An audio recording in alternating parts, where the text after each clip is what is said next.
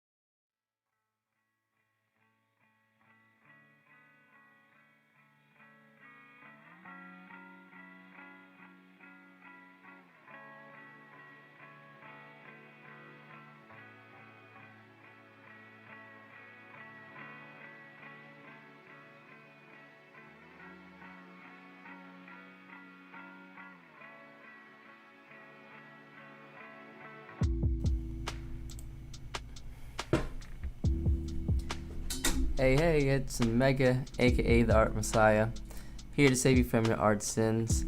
Welcome back to another live stream. It's been an extremely long time since I've done one of these. I haven't stopped drawing completely, but I've been pretty busy, and so I've been focusing on some other things besides doing art streams and creating videos. But I will be getting back to it in the future, and so today I just wanted to have a drawing session with you guys where we're going to start with doing some live figure drawing. So if that's something that you struggle with, you can draw along with me. We can kind of chat about that. We're going to do that for like, I don't know, 15-20 minutes maybe, and then we're going to jump into character design, and that's what you can kind of see on the screen behind you.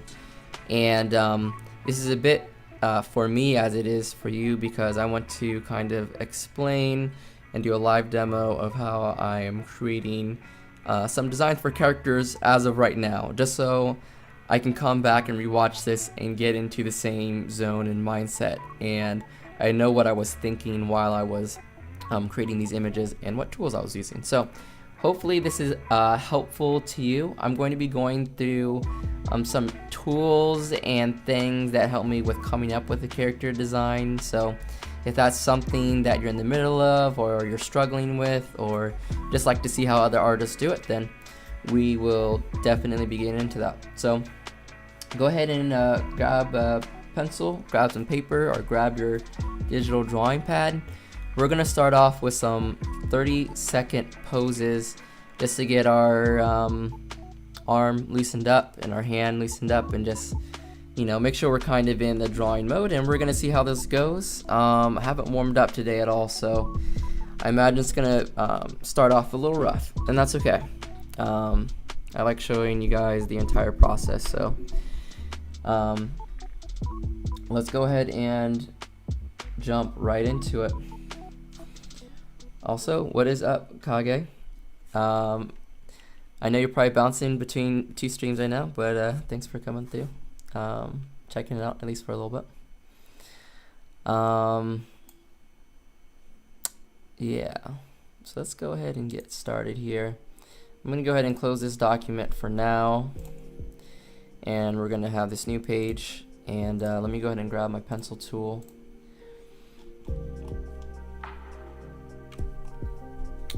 Oh, let's see here. Let's use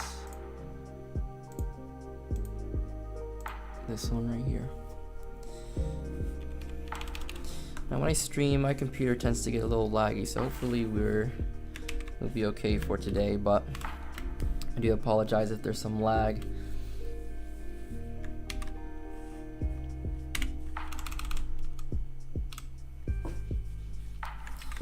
Alright, let's see how this goes. I haven't done some figure drawing in a while, but I will go through my process like I usually do. For anyone that's you know, trying to follow along stuff, I will explain what exactly it is that I'm doing and thinking about as I do the figure drawing. And I may not have the best approach per se, but I think there's some things that I have learned about figure drawing that are kind of helpful, that are kind of general, that other people can make use of as well. Okay, so let's do this, grab this, and cut this. Okay. So we have the timer set for 30 seconds, so these poses are gonna go by pretty quick. Hopefully you guys can see the poses if you are gonna follow along. So yeah, let's just go ahead and jump into it, and I'll start explaining what I'm thinking about as I do this stuff. Okay, so when I'm doing 30-second drawings, I typically like to, I kind of just interrupted it, but I like to start off doing one-line drawings, and basically this is where you do not lift the pen or pencil off the paper, and you just draw in the entire pose with one line. And it's okay if it looks scribbly. The reason I do this is because I'm warming up my hands and my arm so that I'm ready to draw later. And another thing that this allows me to do is take the pressure off of myself for being like a perfectionist. Is basically saying you can't be a perfectionist because you only have one line to do this, so get a little bit more loose with it and have some flow to your lines. And I think what this does help develop though is getting rid of the choppiness that beginner artists have in their lines, and it can help you kind of move through the page quicker and get rid of that choppiness. Okay, so these 30 seconds, you really don't have that much time, so it really encourages you to pick up your pace, which is a good thing just to start off when warm up, right? It's not good for necessarily studying anatomy, but we're not studying anatomy right now. We're studying just gesture and getting our hand warmed up. We'll study that stuff in a little bit. Okay. So seriously though, just be as loose as you possibly can. This one's a little bit tricky because a lot of the stuff is covered by clothes, so it's kind of hard to figure out what's going on, but we're just going to try our best here at describing what's happening in this pose. And so I think it's pretty much something like that, and we got our hands coming up like this. Okay. And I like showing this type of stuff because I just want to show like basically how loose you can get with drawing, and it's completely okay because you're just practicing, you're sketching. And that's the point of these warm-ups, is to get out of that mindset of, oh, this has to look really good, when in reality it doesn't. Drawing doesn't necessarily ever have to look good. You're drawing for the fun of it and just enjoying the process, enjoying the flow.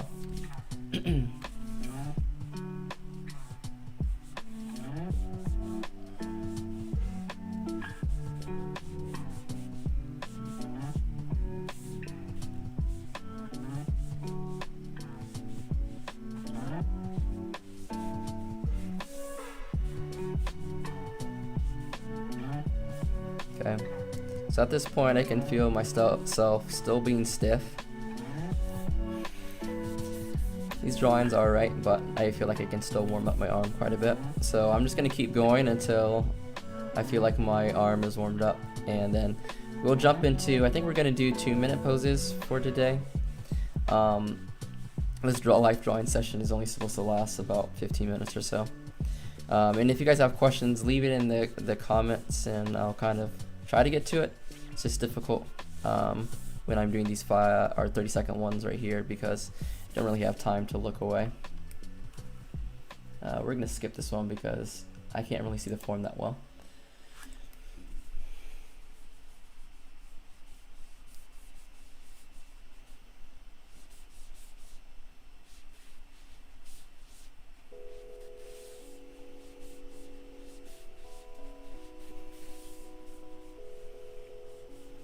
And this gesture is really pushed in this one, which is really cool.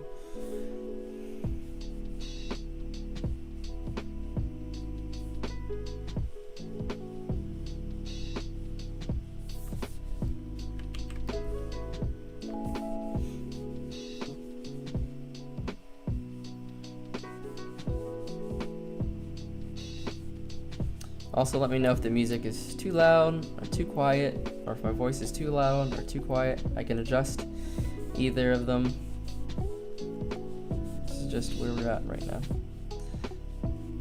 So,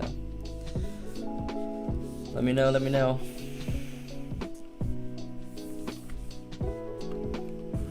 Okay, we're just gonna do 2 more of these. Maybe try to get some more interesting poses. I don't know, sure, I can't imagine anyone actually doing this pose in real life, but at least there's something dynamic kind of going on here that we can learn from. Okay, so sometimes I draw on that center line, but you're gonna see that more when I move into the 2-minute poses. Maybe I'll do 5 minutes, I don't know, I haven't decided yet. But yeah, sometimes I'll put in that center line just to kind of describe that pose a little bit better.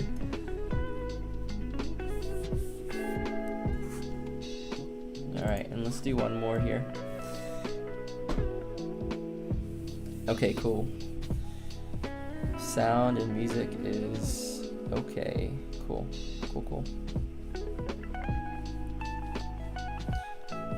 So I'm kind of curious. I haven't been able to do like join multiple streams at once. You got separate devices going on, Kage, or using other forms of wizardry? Okay, so we're gonna go ahead and stop this session. Now, I should mention that the website I'm using is called Quick Poses. I really like Quick Poses over some other websites because after you're done the session, you can go back and view the images that you were drawing from. So I think that's a really cool feature to have. So I didn't quite put in this arm yet, so I'm just gonna go ahead and throw this arm in just like this, right? Just to make this pose a little bit more complete. And she has her hand coming out like this, and you know, something like that. Okay, so let's zoom out and kind of inspect what we've done. 1, 2, 3, 4, 5, 6, 7, 8, 9, 10, 11. So yeah, just drawing for 5 minutes so far, pretty much 5 minutes and 30 seconds. But you know, this is a great way to warm up. Just warm up your hand. Okay, so these next drawings I promise will look, you know, a little bit better, and we'll kind of go into more techniques that I use when I'm doing figure drawing, life drawing, studying anatomy. But I really strongly recommend that you guys do 30-second drawings, at least to begin with, because it just helps you, again, loosen up your arm and get ready to draw more complex things. Okay, so let's go ahead and hide this.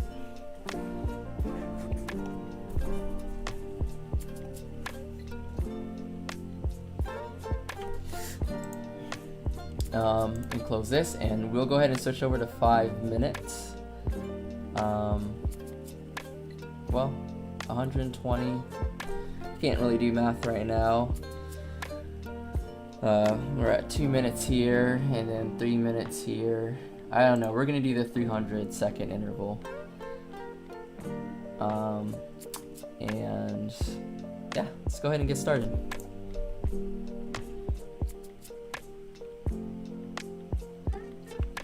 Okay, nice.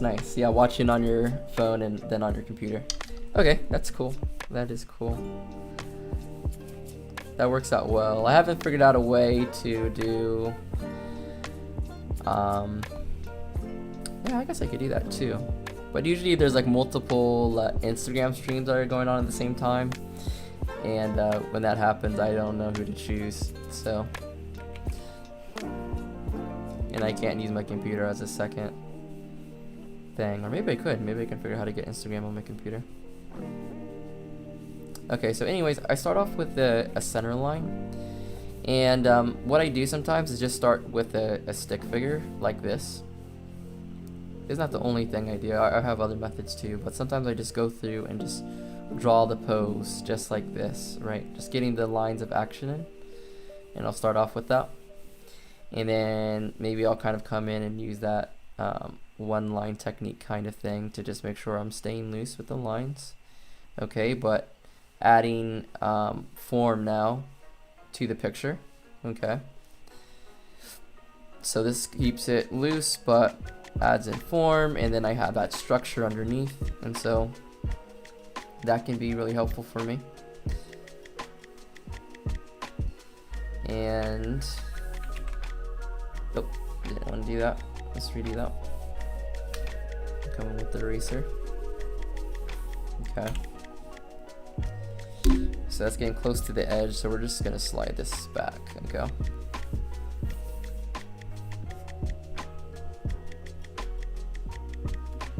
Oh, the pose is cut off. Let's see. Oh, thank you. Thank you. Let me scoot that over here. Hopefully that's a little bit better. Thanks for that catch. Okay, so anyways, we come in here, we define this arm a little bit more. Okay. So I've noticed the time, and we're kind of okay for now. We're only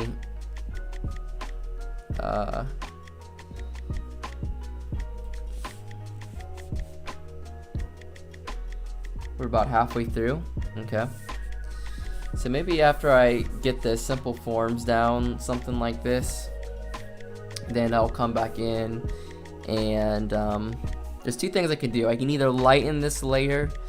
Sometimes I do that, or sometimes I just take down the opacity and create a new layer on top.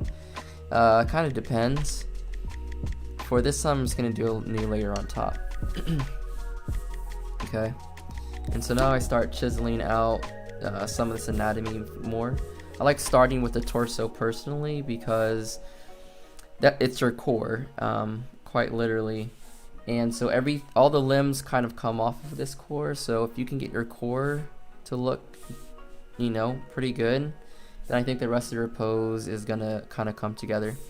So there's this concept that you can really see demonstrated in this pose that's called the pinch and stretch, where one side is curved and stretched out and the other side makes this kind of V shape. Okay, so I always look for the pinch and stretch for poses, because that can really lead to a sense of dynamic poses. So for people that are trying to create more dynamic poses, that's a quick tip for you guys to start to implement. Okay, so I'm still not going to get super detailed here. We don't really have that much time, so I'm actually going to kind of rush through and kind of figure out what's going on here. I think it's supposed to look something like this. I want this leg to be angled a little bit more down. That was something that I messed up the first draw through. So I'm going to make sure that's angled slightly more down like this, and that this foot actually follows that line. See how that leg and that foot kind of connect together like that? That's going to make it look pretty good. Okay, his shoulder comes up and he's kind of looking over here like this. And I'm not going to render out the face very much at all. I'm just going to get the overall where he's looking, and then I'm just going to go ahead and put in my own kind of hair to show a little bit more movement here, and that looks pretty good. Okay, so I'm gonna spend a little bit of time just finishing this up before I move on to this next pose.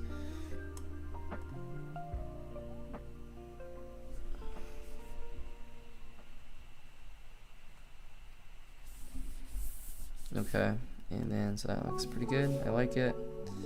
His foot's coming up, and it's gonna be something like this.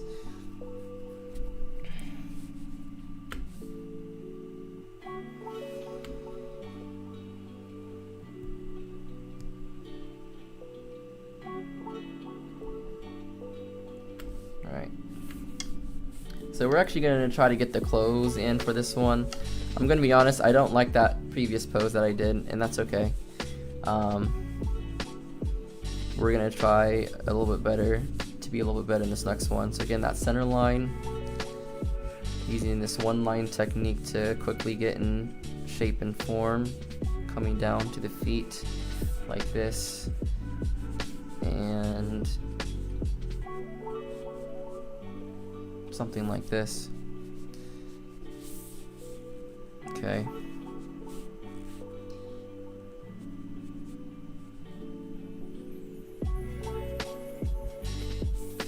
And hand, arm, sword comes down like this. Other hand comes like this, and it's holding that scabbard. Okay, and let's do this. Actually, okay, I see another question here.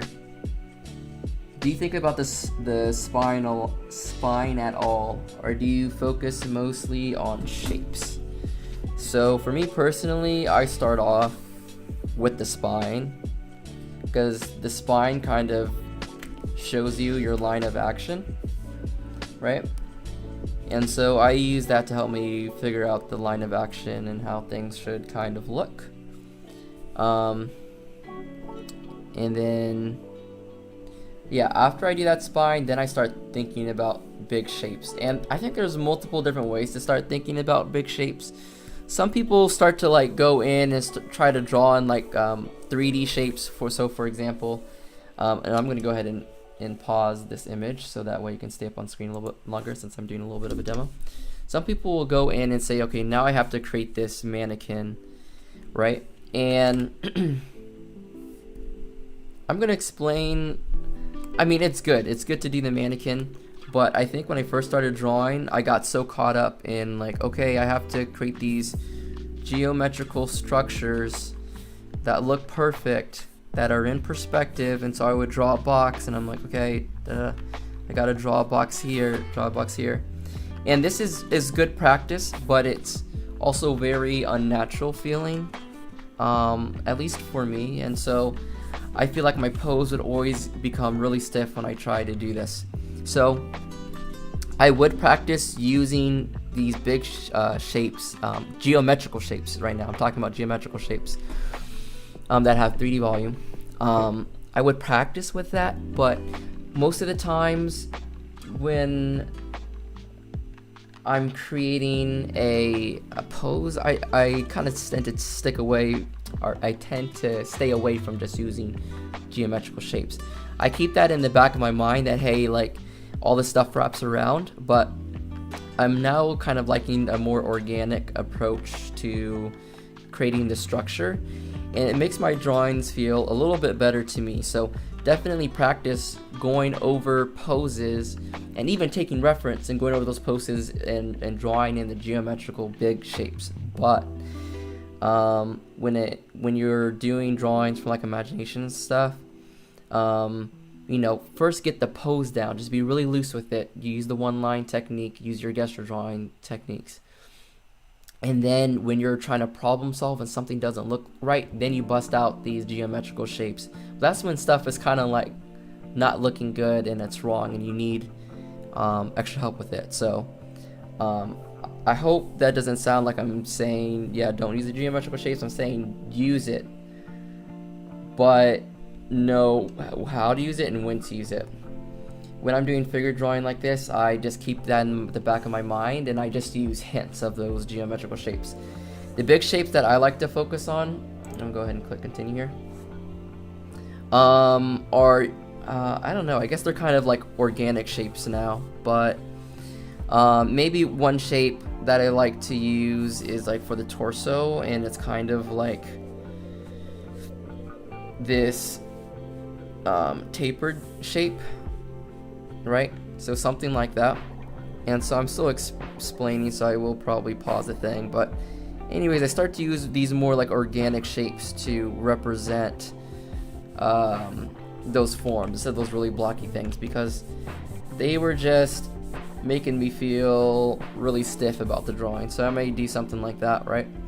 And then for the legs, you know, they'll say, oh, it's a cylinder. It's like, I don't really like drawing a cylinder though. I like drawing a tapered cylinder kind of thing, and then drawing in some hints of the knee, and then kind of this bowling pin type shape for this leg. So I am simplifying the shapes and the anatomy as I do these figure drawings, right? But I'm still doing it in kind of an organic way, right? So I don't know, that's my approach. Don't know if that really makes too much sense, but hopefully it's a little helpful. Okay, I need to pause this again because that was like a demo, and now I haven't really drawn the pose as I was supposed to. Oh crap, I can't zoom back in it. We're just gonna stop the session and bring up the pose by itself, which I'm not supposed to do, but we're gonna do it this time. Okay, anyways. Well, we're just gonna go ahead and erase this. Okay. Yeah, hopefully that was a little helpful.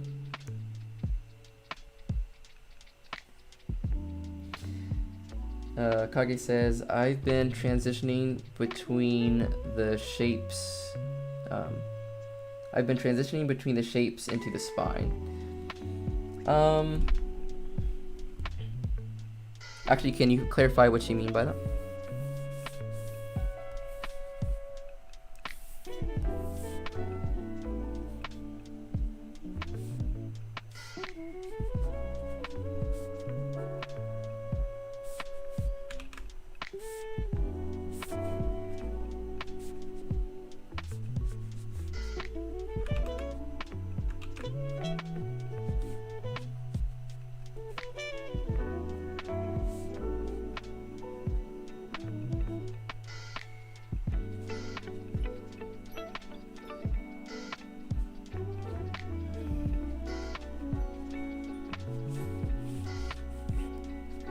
If you want to, of course.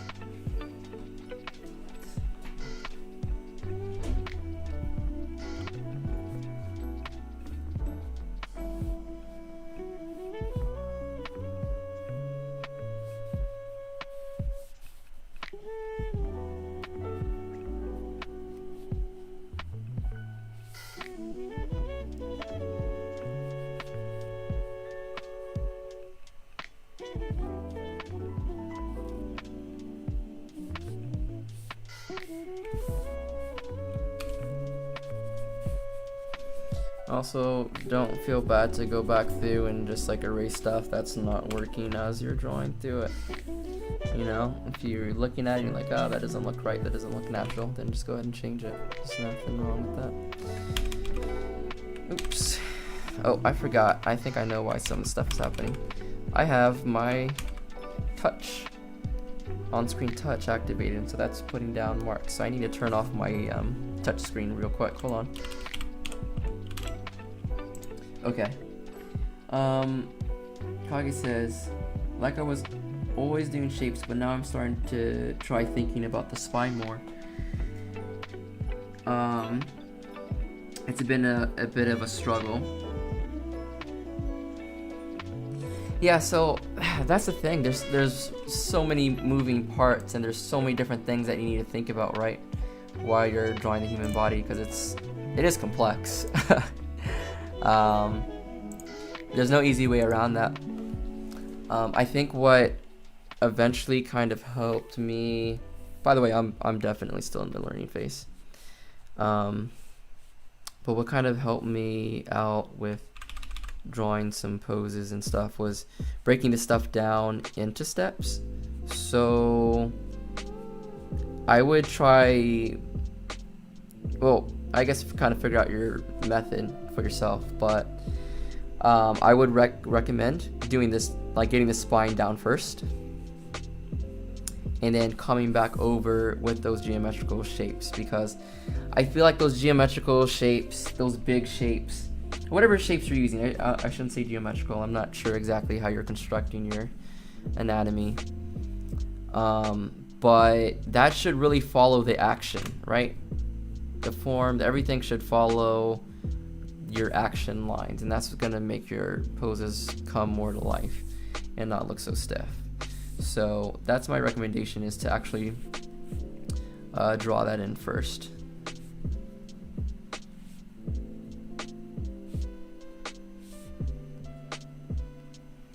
Okay, so I'm actually going to, I will still answer questions, but I'm going to be quiet for a little bit because I feel like I need to focus a little bit so I can get into the feeling of drawing. Like, I did not like this pose right here so far. It's stiff. There's a lot of problems with it, but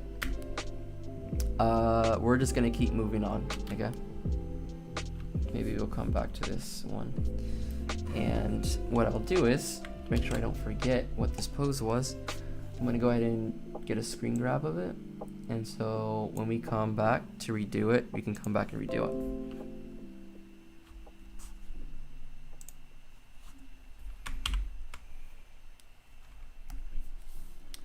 Okay, so we just kind of leave that up here as a reference image.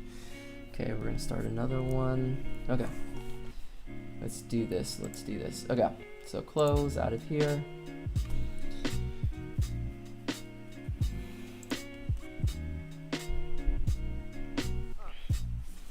Yeah. Hey, this is the struggle, guys, when you come back to drawing after a while. Or figure drawing. I've been drawing, but I was doing character design, so I haven't been focused on the figure so much. So let's try this again, okay? I'm just gonna not talk this time and just try to kind of figure this out one little piece at a time. Now this one's hard because there's so much clothing going on that kind of hard to see what's happening with the posts. But we are going to try our best here to kind of get what she's doing down.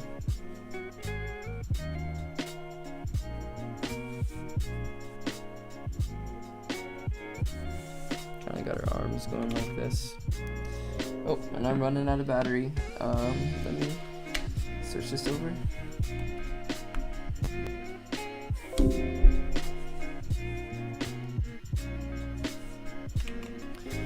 What's your general process for drawing figures right now,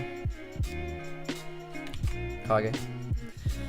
If you don't mind kind of sharing.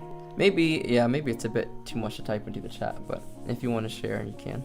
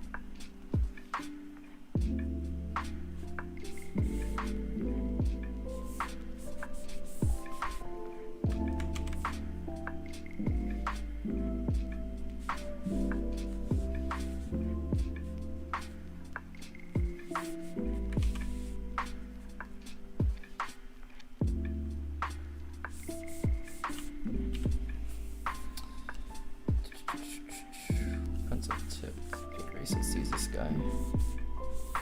This makes more sense. Okay.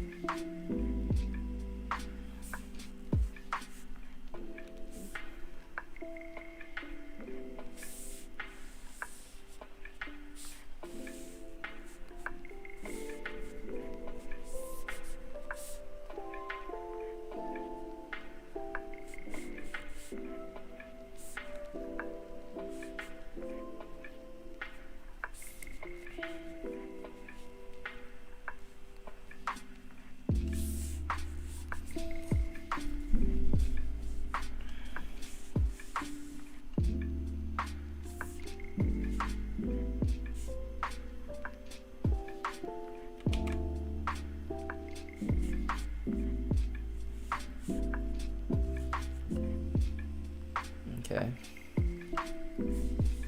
And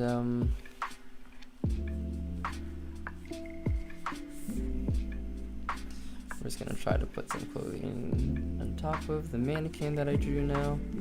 Alright, as a quick ending practice type thing. This curves in. We're just getting general proportions down. Okay.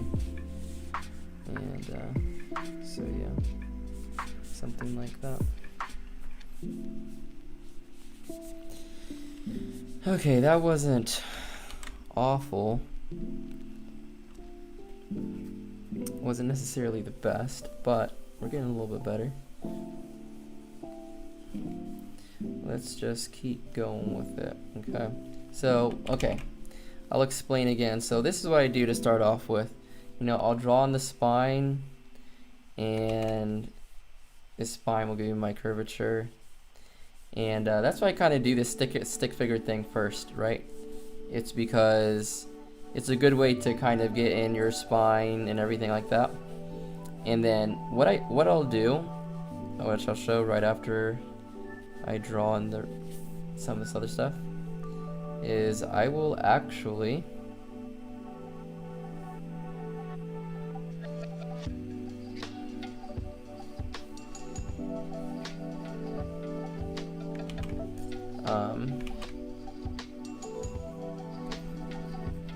what I'll do is I'll decrease the opacity of this layer, and so that way you have your spine in there, and then I start building up my shapes from that. So that can be one way to start to, you know, incorporate new things into figure drawing, is that you are taking it one step at a time and you build with layers instead. So if you ever need to go back to a stage, you can, but you kind of know how and why you've gotten to a certain stage, and you followed all the appropriate steps of figuring out how to draw something properly. So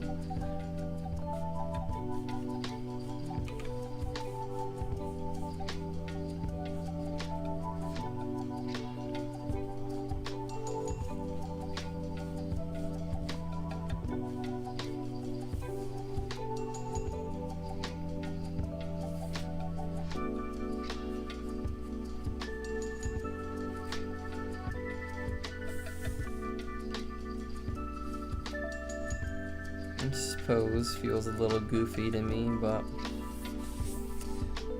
yeah, this is just a warm-up, so it's okay, it's whatever.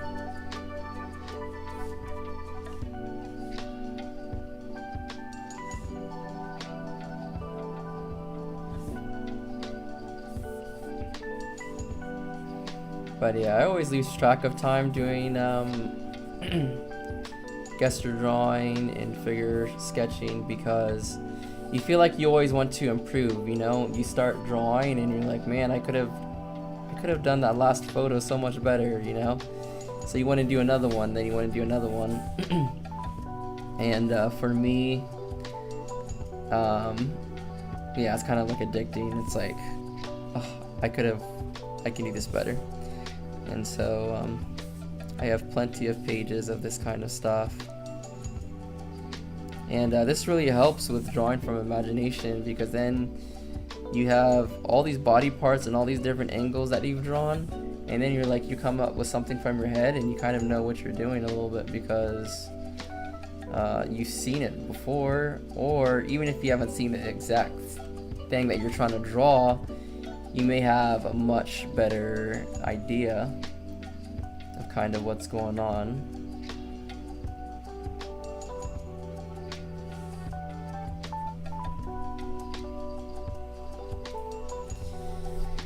And yeah, so I don't know, if you hear me go quiet, it's because I kind of just get lost in the trance where you're just in the drawing flow, and that's always a good place to be in. Okay, sometimes I like to go in with like a bolder outline to like try to push out these shapes that I just drew, and try to, you know, say, hey, like, this is where the line is supposed to be. So let's go ahead and kind of do that, so we can kind of bring out this figure a little bit more.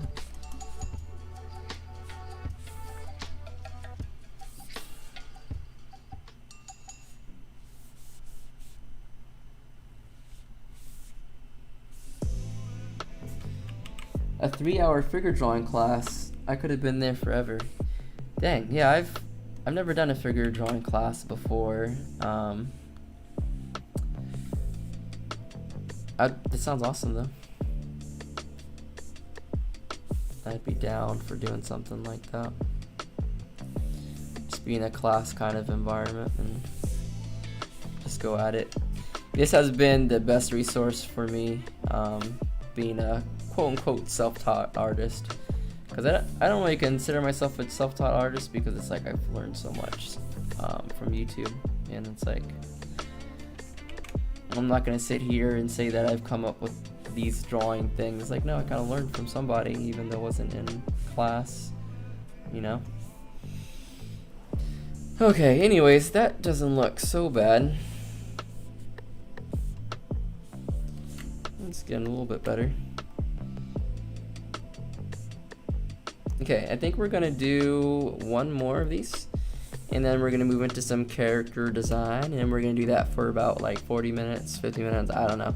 I just wanna, there's a character I've been working on, and I just haven't drawn their suit yet, and I wanna do that, so.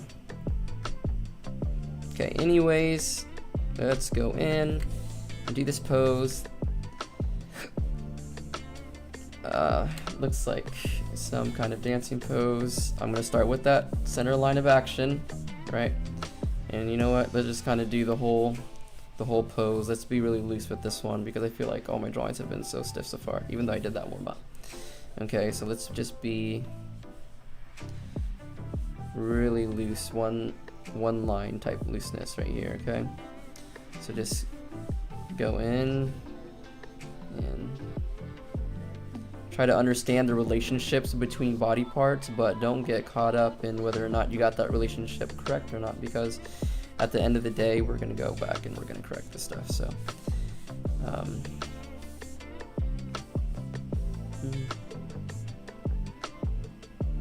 it's kind of hard to tell what's going on with their leg, because it's like covered in this dress thing. So we're just gonna do our best for right now, and yeah, kind of see what happens.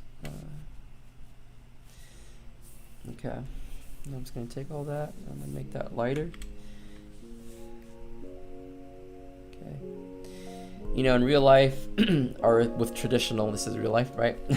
In traditional, I would draw with the pencil, and then I would take like a kneaded or a kneaded eraser, however you want to pronounce it. I'm not really sure how it's pronounced.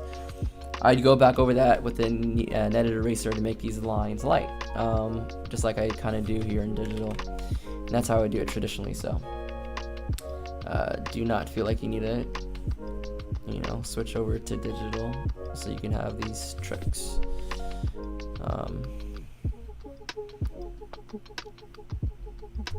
Honestly, I got a sketchbook just for the reason of, you know, being able to do some more traditional.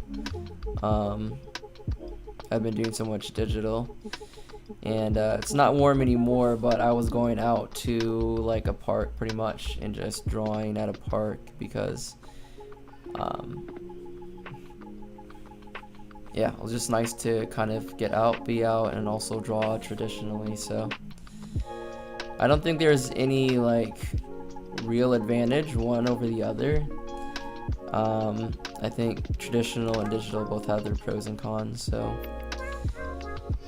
whatever feels better for you, and also whatever aligned with your goals more. Like, the reason I'm drawing with digital more is because the entire process is just a little bit easier for me to get to my end product, and like getting the colors in and stuff like that. It just gives me some more flexibility, but you know, depending on what your art goals are, you may have a different set of like art tools. So don't look at an artist and be like, okay, well, I need the tools they have, because that's what they're using. It's like, make sure the tools that you're using are aligning with your actual goals, and what your end product is gonna look like, and what it's supposed to look like, you know. But anyways, I'm sure that's pretty obvious for you guys, but I know I kind of got caught in that trap when I first started drawing. I was like, oh, I need to get this tool because this artist is using this tool and using this software. It's like, start with your basics, start with pencils and pens and stuff, and then slowly build up what it is that you want to use. Okay, So I'm going to stop the session and bring that pose back up. This is the last one we're gonna do, so we're just gonna clean this up a little bit and then we're gonna move into the character design. Kage says, I have some figure pose books if you want me to give them to you. Oh.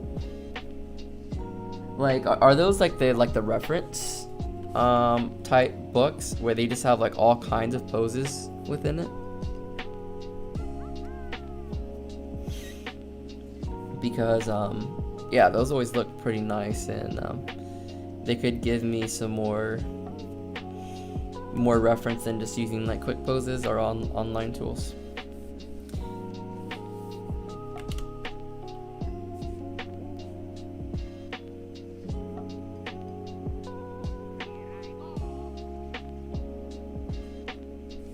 Actually, I'm not quite sure what I want to do yet. Yeah, let's do. We're gonna make this slightly lighter.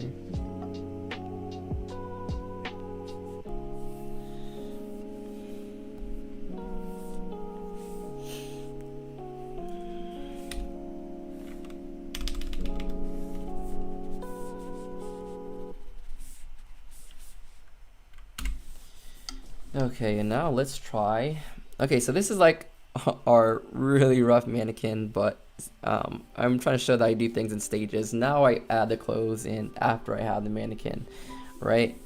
So I like to draw through everything, because when you're drawing from imagination, you have to in order to be able to problem solve. You know what I mean? Like, if you don't know what's underneath the clothes, then you're gonna have such a difficult time figuring out how the clothes are going to fold and flow over the body, because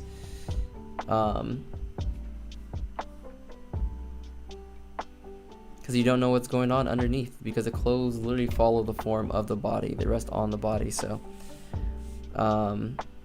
yeah, just make sure to not skip that stuff, because this stuff is important.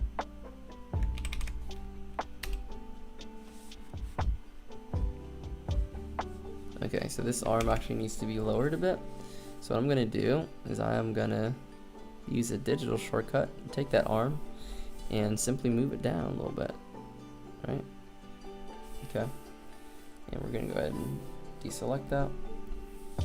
We're gonna keep on drawing, okay?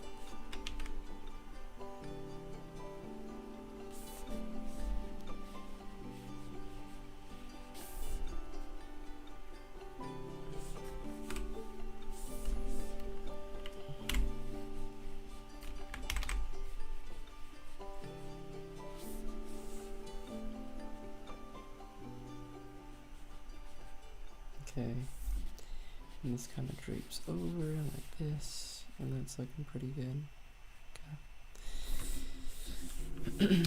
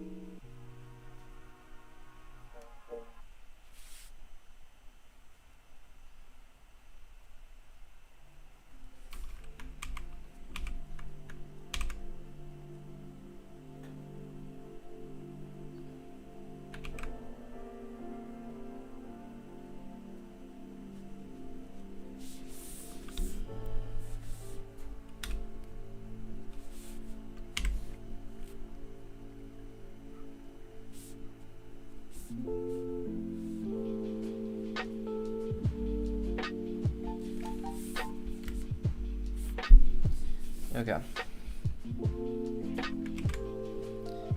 And we are gonna leave it at just about that, pretty much. Only thing that I'm gonna do now is just get some of this hand detail in just a little bit.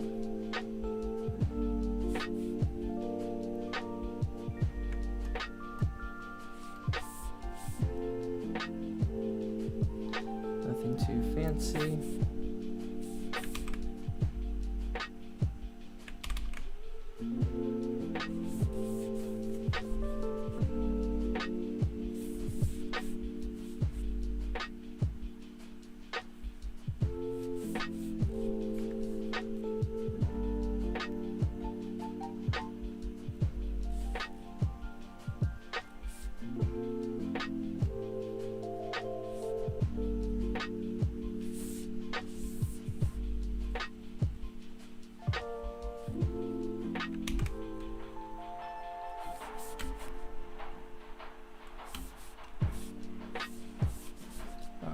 And we are gonna stop just about there, and we'll just draw the flow in for this leg right there, like that, and we'll have something like that. And we'll draw a little bit in down here to denote that she is on the ground.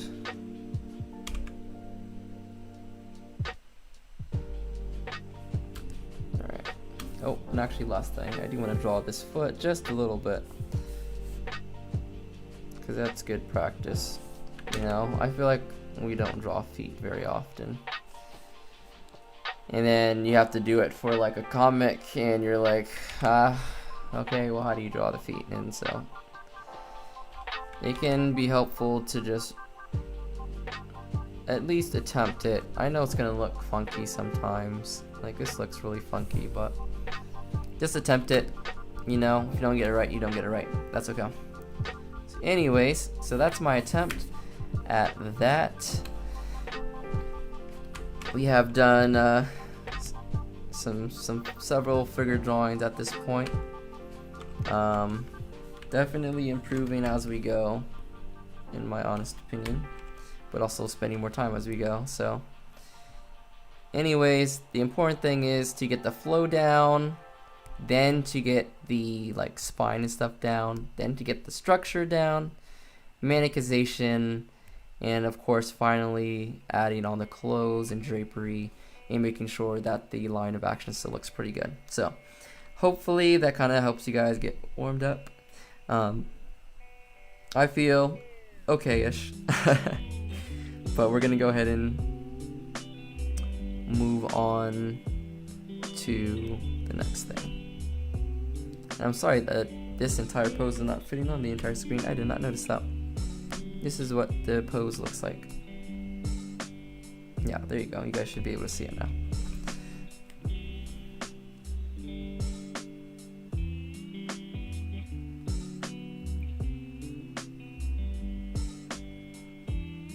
Okie dokie. Alright. So let's do some character design. Moving into part 2. So what we're gonna do is we're gonna take all that stuff that I just drew, create a folder, and oops, what is this? There we go. That's what we wanted. Cool. So we're gonna take all this, grab this, and we're gonna put this in here. That looks pretty cool. And we're gonna bring this back up, and there's a couple things that we're gonna do. First of all, let's make this a little bit bigger, not super big, but we just need a little bit more to work with. Okay, so I will say that I already have the general pose that I want, but I'm going to talk about how I'm kind of rendering and kind of taking this now to the next level of the design. So first I grab the brush that I want to use. Alright, that looks pretty good. And we're gonna go ahead and just zoom down to a size 15. And I don't like working with a white background, to be honest. So what we're gonna do is I'm gonna grab a background color from another document. We will be using this for now. Here's some other character designs I am working on. Okay, now that's gone. And we're gonna go ahead and paste this in here. Oh, that didn't work out so well. I didn't need to paste it. I just need to fill this area. Okay, so now we got a nice gray background, and that's gonna be a little bit softer on our eyes. You can use whatever background you want, but I like having a little bit of a background. Let's go ahead and close out of this pose tab so you guys can see my full screen. Okay. And what we're gonna do is we're gonna grab this layer and we're just gonna simply move it over a little bit more to the center, right? So hopefully that looks a little bit better. Okay. Yo, what's up, Green Token? How is it going? Green Token says this is really nice to listen to while trying drawing and coding. Oh, that sounds cool. You're doing coding and drawing at the same time. Are they related, or are you doing one after the other? You're like doing some coding and then you're doing some drawing, and there's not necessarily a connection between the two. Alright, so we're gonna zoom in once here, and we're gonna start. Literally, let me kind of show you the end result so I can show how loose I like to be with my lines, right? This is essentially what I was working on last night, and I was doing the coloring for it. But anyways, that's how loose we're trying to be. We're not trying to be super tight about these lines.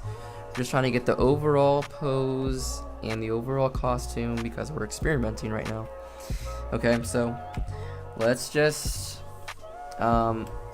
first experiment with what we're going to do with the clothing and stuff. And so to kind of get you guys started when you're coming up with a character design, you can try, first doing it off of your imagination, but I also highly recommend using a reference board. And so a reference board basically is your own board that you create that is a whole bunch of images that you think represents the character, or something that the character may wear, or it's the colors, anything that you think is kind of related to the character you're trying to come up with. And so I have a few recommendations for that, for figuring out where to find the images, and then also how to kind of compile. Okay, so let's first talk about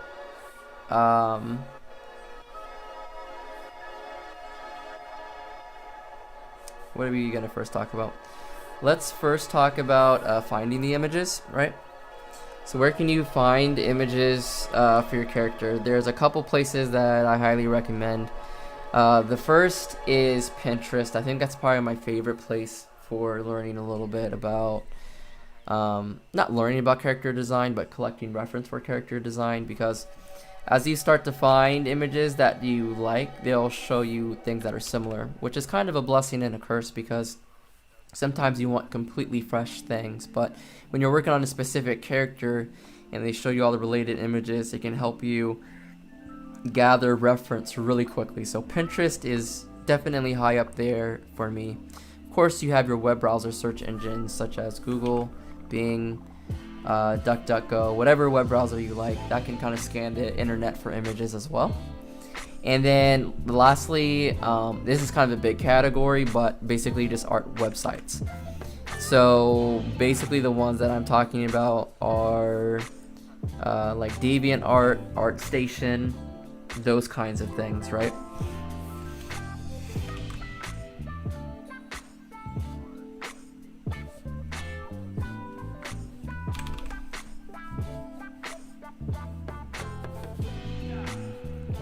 So those are the ways you can start to try to find reference images that you think are going to represent your character a little bit. Okay, and the thing that I would recommend doing before actually looking for those images is writing down your character bio, right? And so I have literally entire like Excel charts that explain who the character is, what their personalities are, what their goals, ambitions, what their aesthetic is, how they interact with, you know, the world, how they interact with their clothing. Do they like fashion? Do they not like fashion? You know, are they just gonna wear a sweatshirt? I really try to get into the character. So for this character specifically, they're gonna be called a rhythm mechanic, and they really enjoy skating and they really enjoy dancing. So part of their design and what I call mech suit is having these speaker systems, right?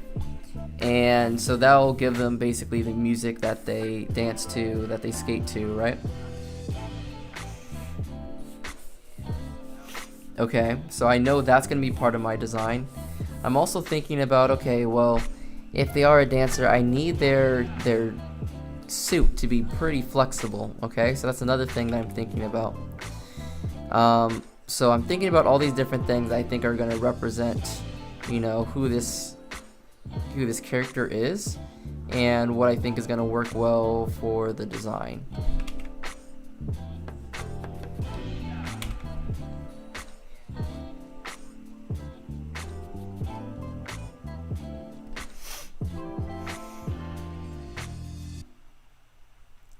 Okay, so yeah, write that stuff down because that's going to help you find things. So it's like, okay, well, I know this character uses a speaker. Let's go on to Pinterest or any of those sites I just mentioned and search up those things, and then try to find images that are the closest that you can find that matches your imagination. And so the thing is that you don't want to be pulling from absolute nothing, because you want to be specific about your drawings. However, the imagination comes into play is that you find this reference, but you're like, no, this isn't right. This isn't right. I want this to be like this. And so you're kind of pushing and pulling from these references to create a very unique image. And then I would imagine once you become a master, you just don't need reference images at all. But, you know, we're all kind of working to that point, and there's no necessarily bad thing about, you know, working off references when creating characters. So, even if you're creating characters that are like completely brand new, like,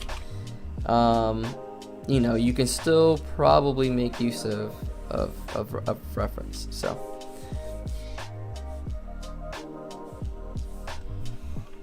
okay. So as I'm designing this, I'm thinking about big shapes. I'm detailing, but just trying to make sure that the forms read okay for right now. Okay.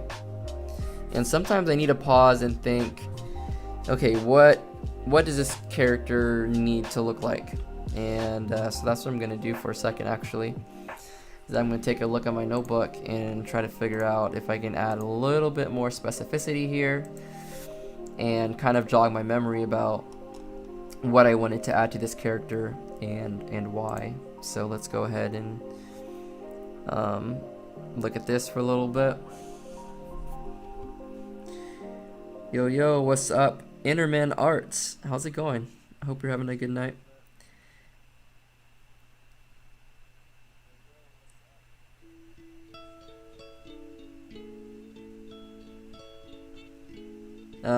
Green Token says, I'm doing one after the other. I suck at both, but it sounds like it would be great to combine. Yo, you have no idea. In terms of coding and drawing, I'm making like an interactive comic right now, so I'm doing a lot of the coding. I'm doing stuff in HTML5, which is a combination of using JavaScript and, well, I'm sure if you're doing coding, you kind of know what I'm talking about. But yeah, I separate the tasks. Not necessarily great at both either, but you know, I think if we all kind of just, you know, work and have that positive vibe, and we all kind of teach what we know and just help each other out, we are going to be in a very good position. So that is really cool to hear that you're doing both. Okay, so for this character, I really want to incorporate Denim. And this is a black character. This story is sci-fi and also fictional, so it's not necessarily based in the real world, but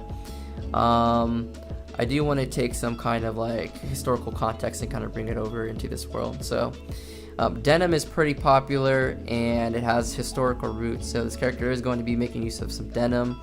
I think an orange face shield's gonna look cool, and this character is inspired by her older sister, which is going to be part of like this group of like vigilantes that call themselves the Knights.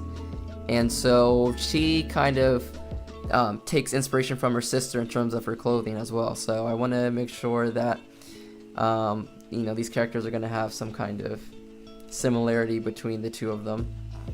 So I feel inspired to work on this face shield maybe a little bit, because I think it's not necessarily distinct enough. But anyways, I'm just going to try something out. First of all, I think she should have headphones because she works primarily with sound, and so she does want to protect her ears when she's using her audio equipment as like a weapon or whatever the case may be. So I think it's kind of fitting that she would wear some earbuds and have that going on here. What's good, everyone? What's good, everyone? I hope everyone's having a good night, and yeah, just chilling. We're just chilling and vibing today. Okay, so that's the concept of some earbuds. Getting started here. I found this image on Pinterest that looked kind of cool. I think it was like from an Afro punk event, and they had these really cool glasses on that kind of spiked upwards like this. And I do not know if I'm gonna keep this, but it makes it look angry. I don't like that.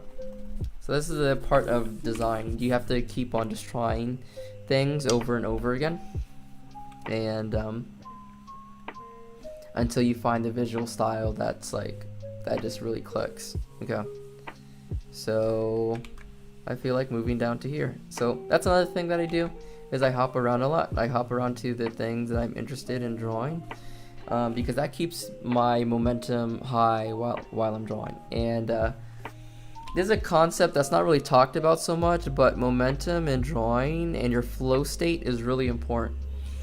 And that's why I play music usually while I'm drawing, because I'm trying to get into a flow state.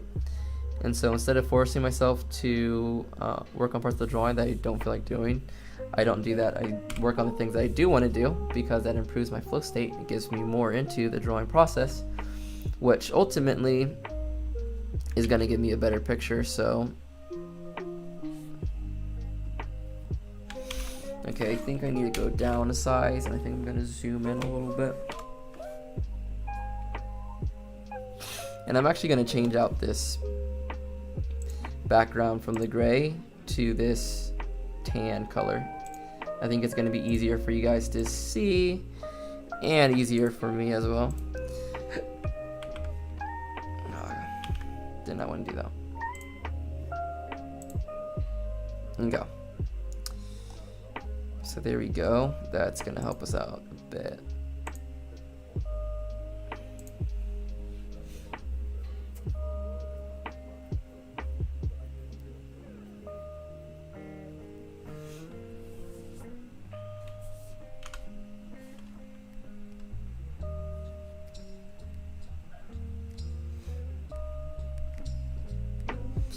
Are any of you guys currently working on like stories or character designs?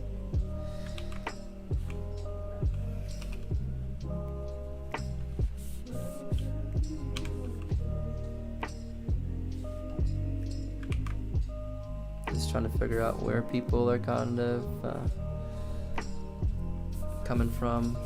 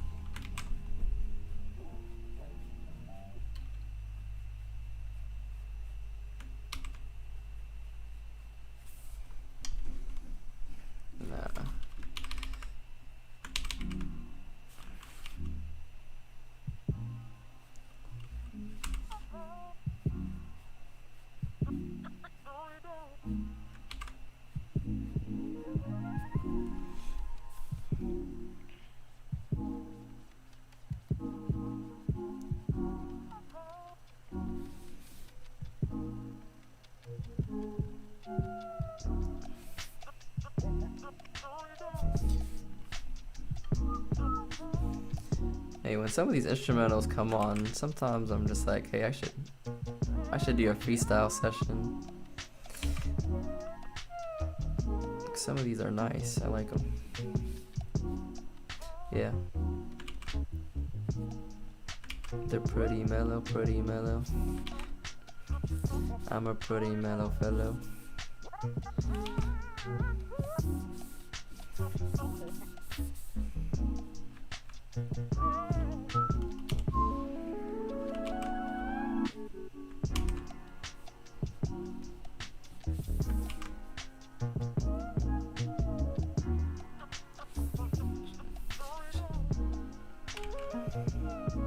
Should I try a verse? No, it's not rehearsed. Do I get a second time to shine? Or realign? Or remind?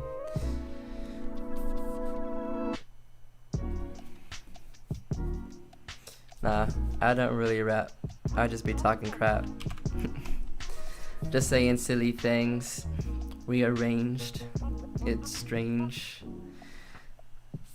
Nah, I just mess around. For real though. I do not rap. I try making a little bit of music though. And for fun, I will put some vocals down, but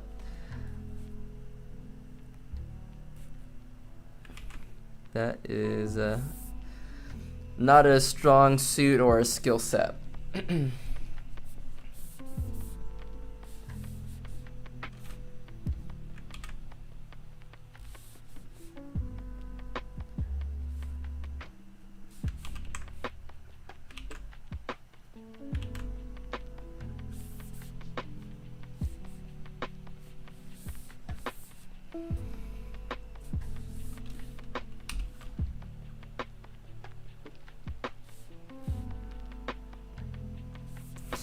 Oh yeah, I do know you're working on those characters.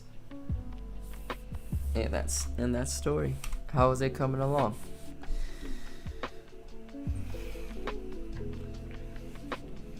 I saw you drawing in the server the other day. Things were looking pretty good.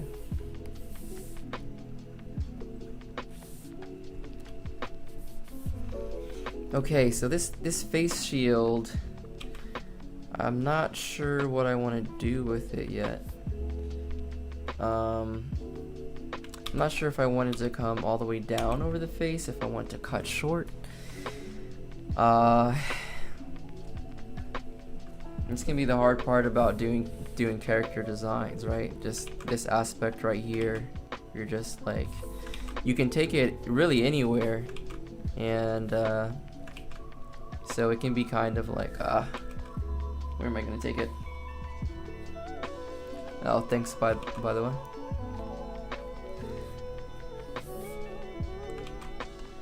I'll work on the freestyling here and there. Hey, I guess that'll be part of the, make it part of the live stream.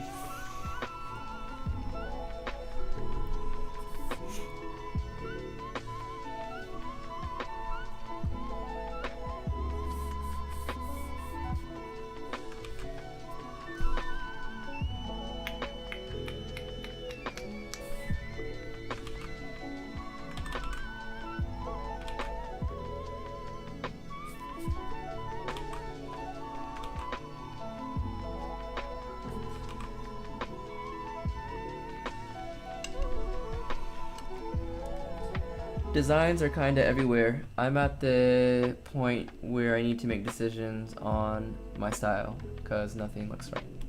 So I come here to get tips from the great. Well, thank you. Hey, I'm working on my style right now too. Right? I think I don't know. Style is kind of one of those things where it just starts to come over time. It's kind of hard to like specifically try to make. I mean, I don't know. I kind of take that back. I had some reasons and some things that I was looking to do with my style. So I looked at some artists and then I was like, okay, I think I've learned as much as I can from style studies.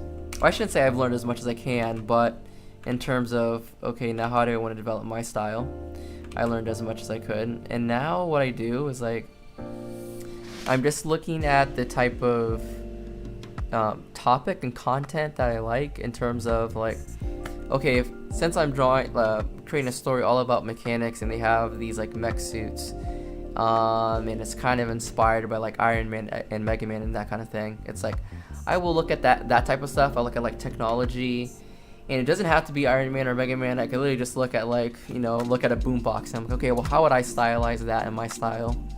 And it's like, right now, I kind of want it to look like almost like a kid's cartoon. My story will be decently serious, but I want it to be colorful, and I want it to be inviting, kind of right off the bat.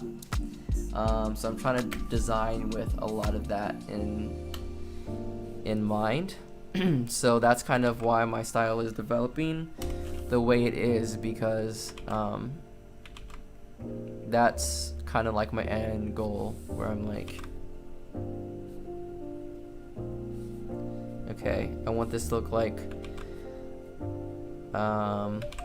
almost like a Saturday cartoon, and so I'm just creating all kinds of visual elements and stuff that hopefully people will get to know me for. I have like this grayscale style. It's kind of fun to excuse me, it's kind of fun to draw on, and I use that sometimes. Okay, so this character kind of has this Afro puff hairstyle, and we're gonna try to get this to look right. Okay, kind of poofs outwards, and maybe that's a little bit too far down, and I want to raise this up, something like this. But perhaps that's a little bit too big, but we do want to kind of bring this up a little bit more, and maybe have something like that. And we're gonna continue to work with this. So fear not. Okay.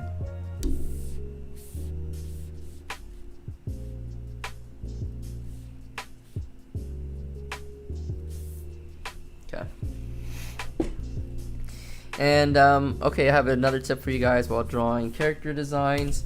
Try to work farther out instead of close in. I was trying to show you guys details, so I was getting kind of close in, but if you can, start with working further out. That's gonna help you see the big picture. I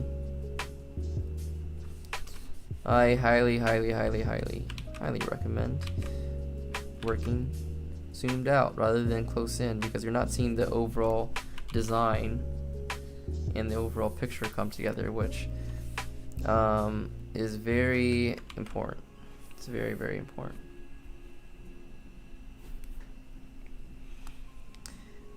Yeah, hopefully I can provide maybe tips, hopefully inspiration, for you guys to keep doing character designs.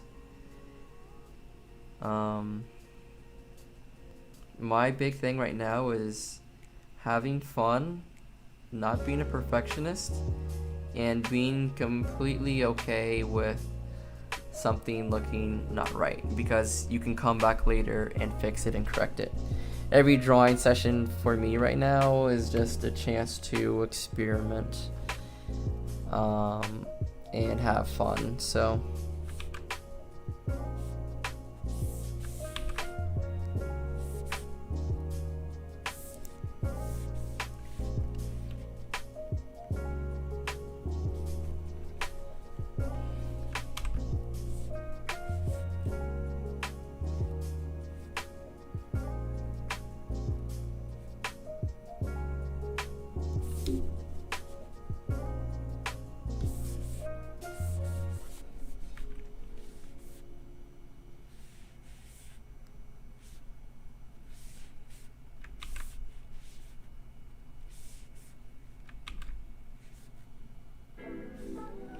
yeah, can't stress it enough. Have fun, be loose.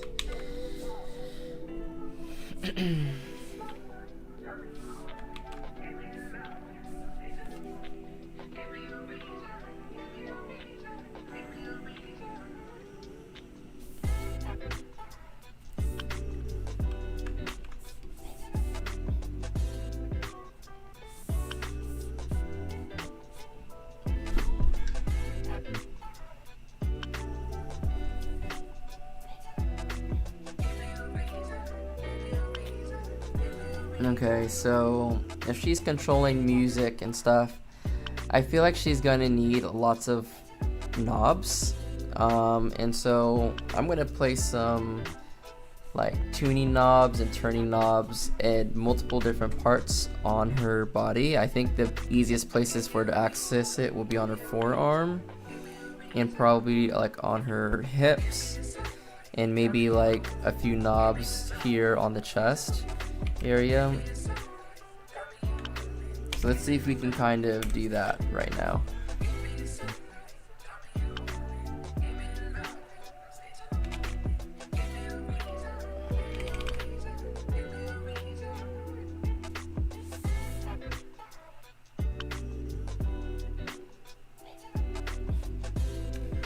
Okay, that does not look right, and that's okay, but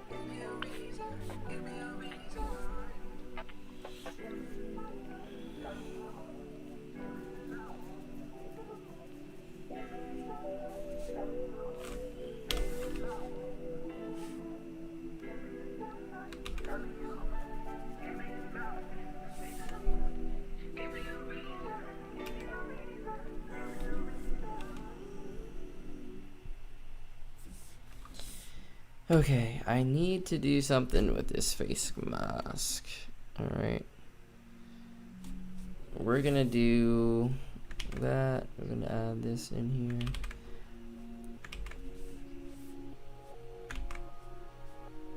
I know that part's gonna be orange. Right, but we're still gonna see her eyes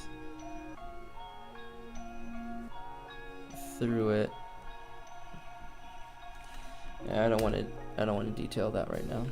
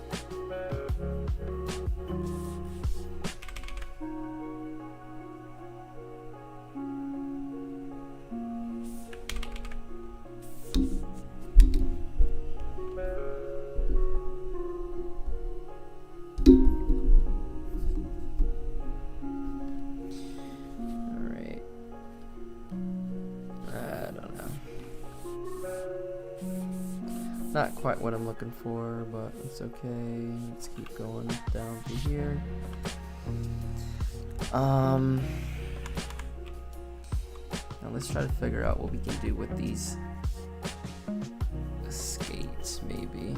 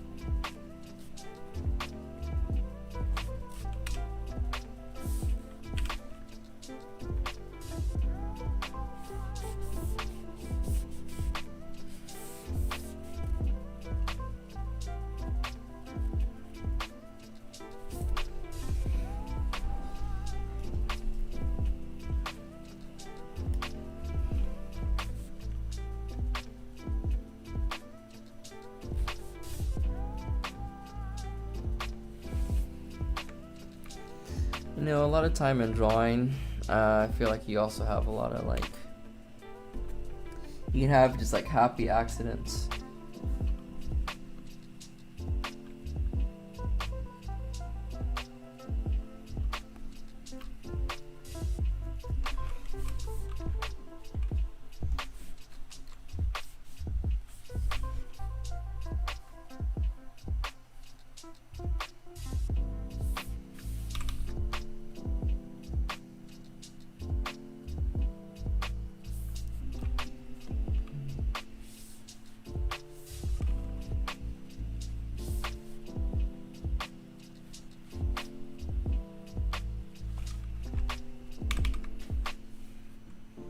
And I don't know, I encourage that actually, just to have fun and find those happy accidents, because so it makes the process kind of enjoyable. You're like, oh, I didn't know that was gonna work, or that would look cool, or whatever the case may be. Okay, so this is supposed to be a speaker right here, but I feel like it's not quite coming out how I want it to come out.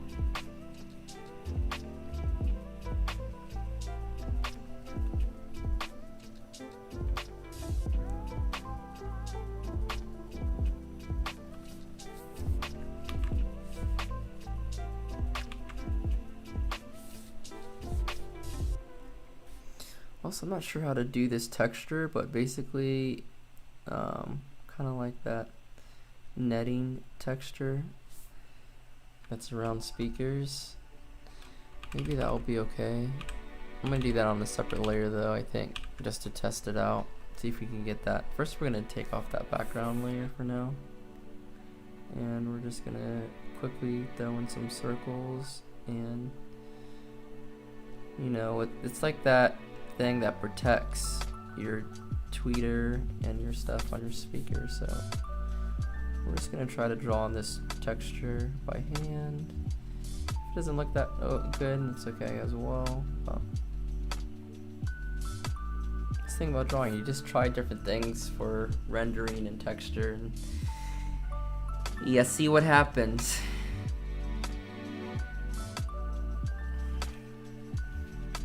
It may turn out good, it may look like trash, but at least you tried it.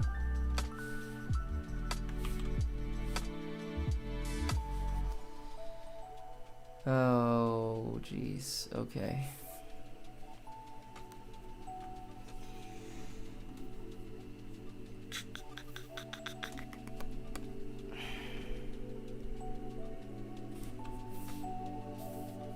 So we are making progress. It's just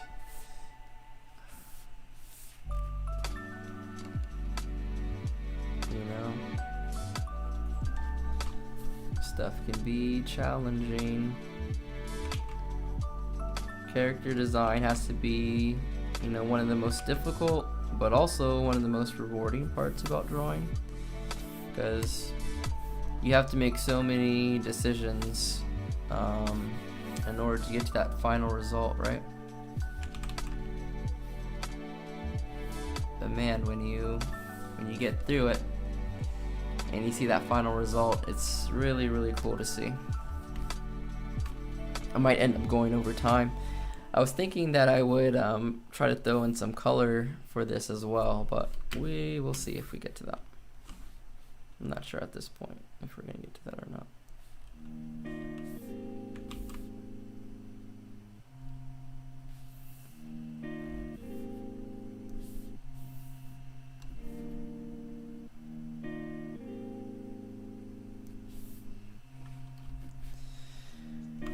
I don't know.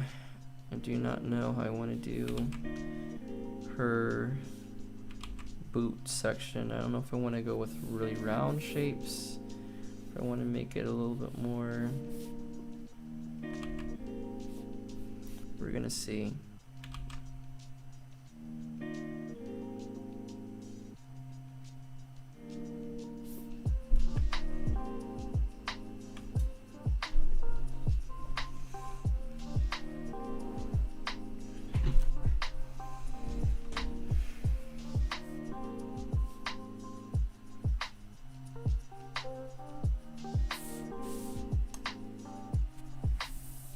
so I think, I don't know, there's things that are working well, some things that are not working so well, but I don't know. I think I like how this is coming out so far.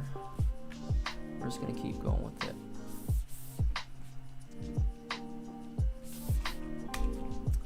Get into an autopilot kind of zone and just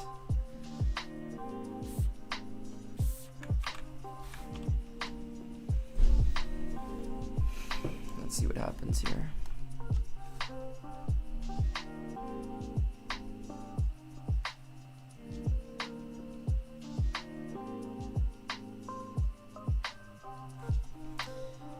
Oh, missed the comment.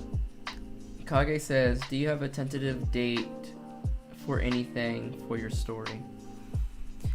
So that's a great question.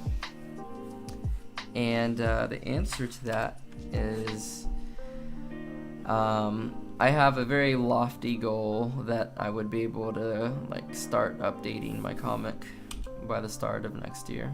And honestly, that may not happen, but I am currently working on the script, and you know, thankfully the collective Discord group has been pretty awesome in terms of workshopping it and stuff. So my goal and plan is to continue to workshop and get some feedback, and I really don't want to spend too much, like I don't want to start drawing right now where I feel like my story can still really improve. So I'm gonna give myself basically to the end of this year to really improve my story, and then yeah, basically kind of as it gets to the end of the year, I'm gonna start working on like the pages again.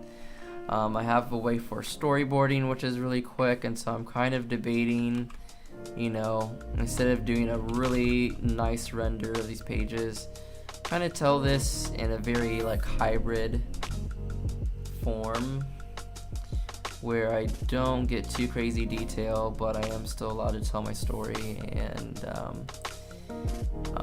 you know, still gain some feedback, but just post it on kind of maybe smaller websites and stuff.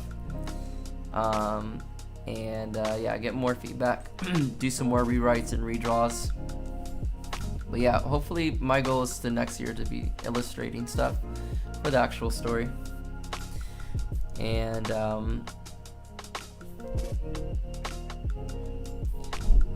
depending on how things go, I might be at a convention, and so that's kind of like a place for me to like get my shit together and to be able to present what I have in some kind of way, even if it's not the actual story.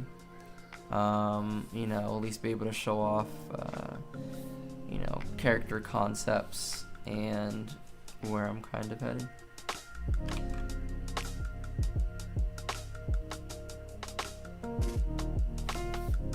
But yeah, that's a good question, and something I am trying to work towards right now, as I'm sure a lot of you are. And since this channel is dedicated to making comics, yeah, I just want to encourage you guys, and don't be so hard on yourself when it comes to like really good illustrations, or just like don't feel bad about yourself, because this is for fun. I'm sure some of you want to probably become like pro and stuff and make all your money off of this, but you know, when you're not at that point yet, it's like, let's just have fun for now and take the pressure off of ourselves, and just encourage, and yeah.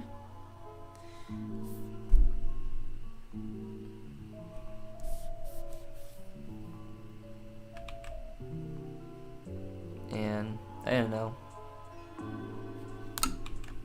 I think not being too hard on myself has kind of served me well. Maybe it's made me a little bit lazier artist, I don't know. I feel like I'm pretty diligent, but at least going with the mindset that, hey, I'm not striving for perfect quality. Like, I'm still gonna try my hardest, but it kind of takes away some of that pressure, some of that anxiety.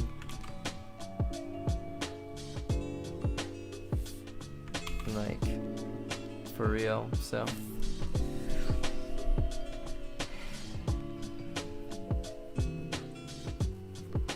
okay, so let's see here. I'm actually kind of liking how this is starting to turn out.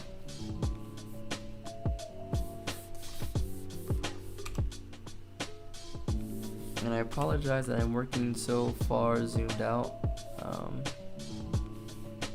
Hopefully there's still, like, you know, enough for you guys to see and follow along.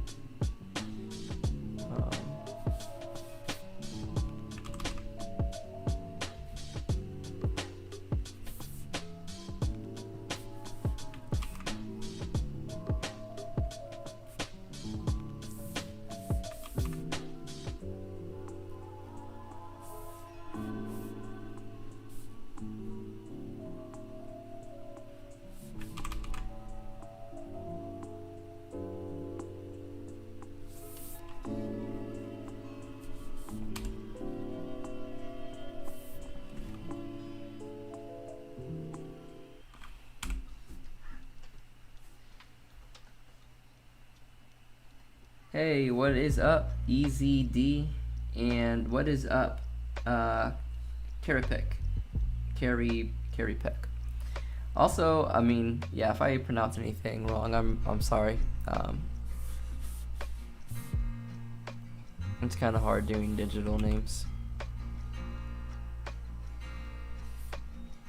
But yeah, how are you guys doing tonight? We're just in here chilling, drawing.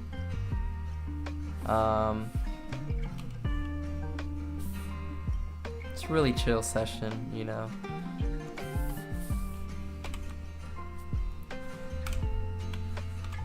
I am giving some advice, but you know, this isn't really necessarily an art tutorial. This is just a live demo of me working, and so you guys get to see my process and how I think about things, work through things, and hopefully kind of take away some mystery that you may have for designing your own characters, so you can feel more encouraged to do your own.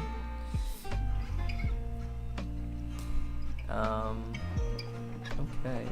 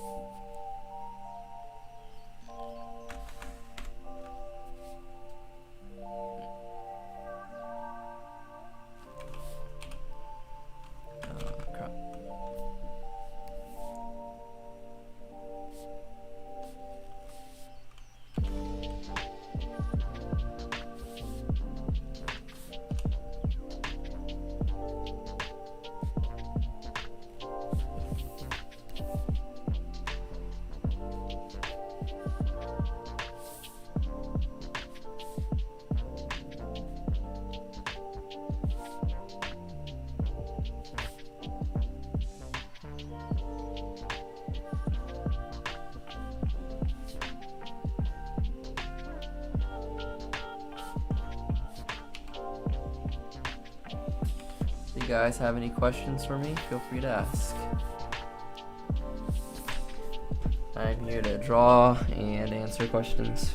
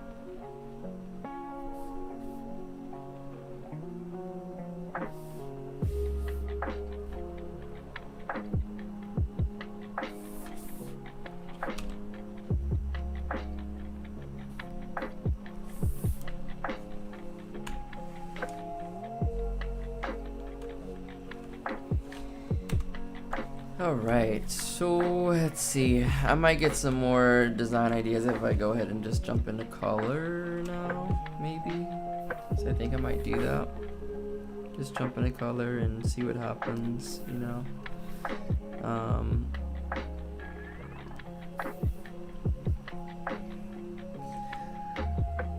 I think overall it doesn't look so bad. I don't think it looks so bad.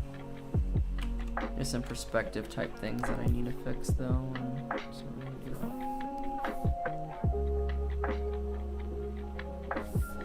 Scoot this up like this, and we're just like that.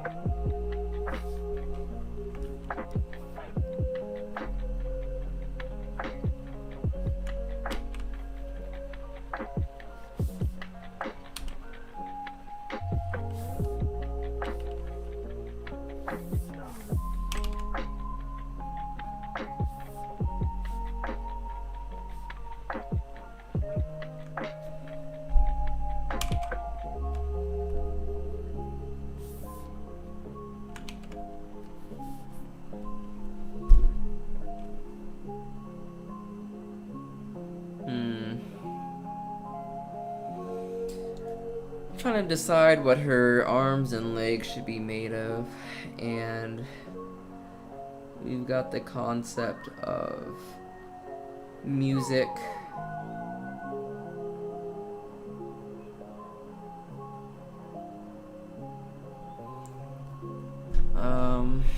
Hmm.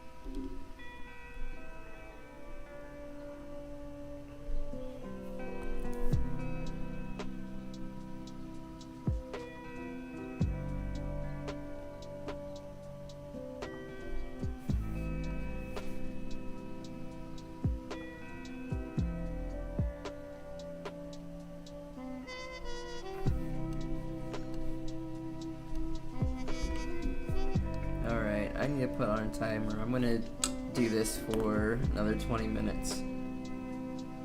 And we're gonna call it a night.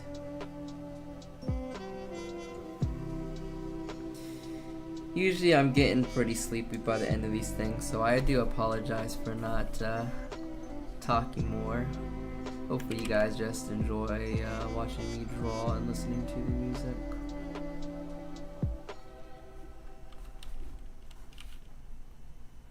Just want to try a different arm position to see if this will look a little bit better here. Basically, she's kind of reaching down. And like maybe turning one of these knobs or something like that.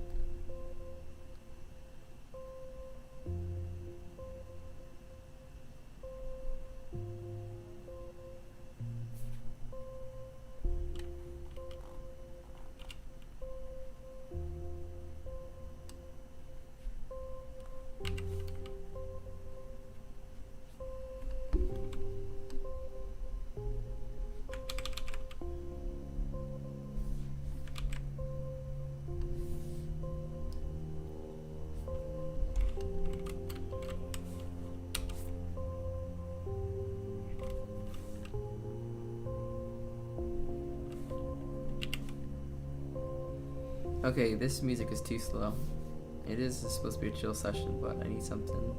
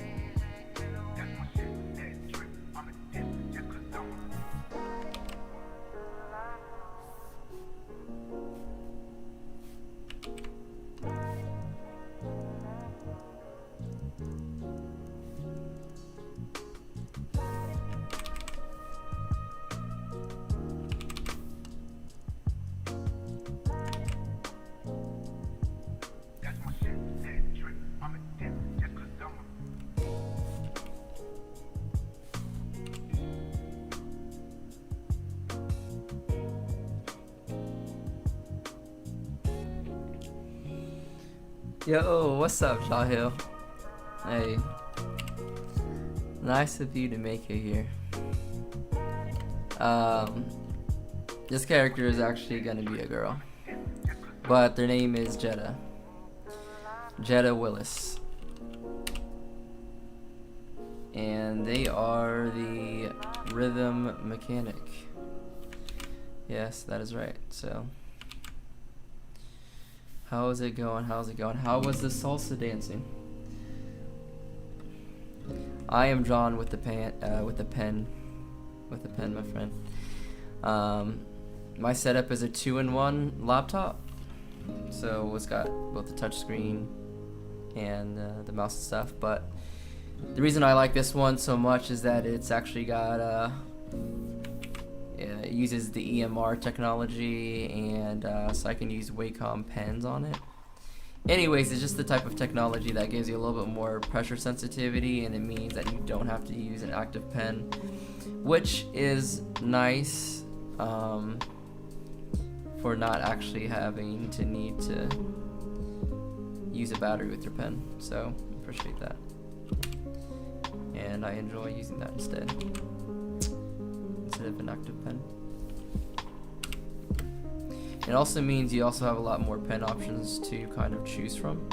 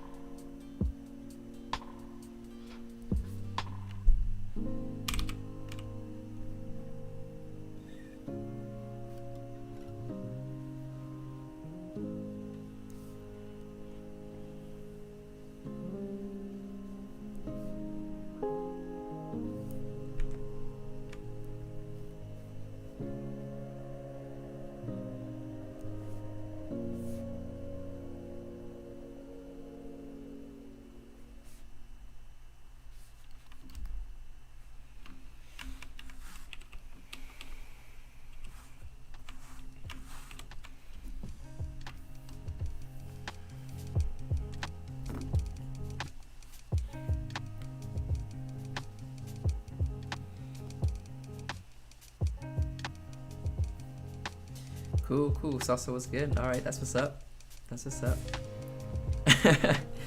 Yo, I feel like dancing with a partner is, double more challenging. It's like you're trying to find, the rhythm for yourself, and it's like the other person's trying to find the rhythm for themselves, and then it's like you got to find the rhythm together. I don't know. Sounds like it would be pretty challenging.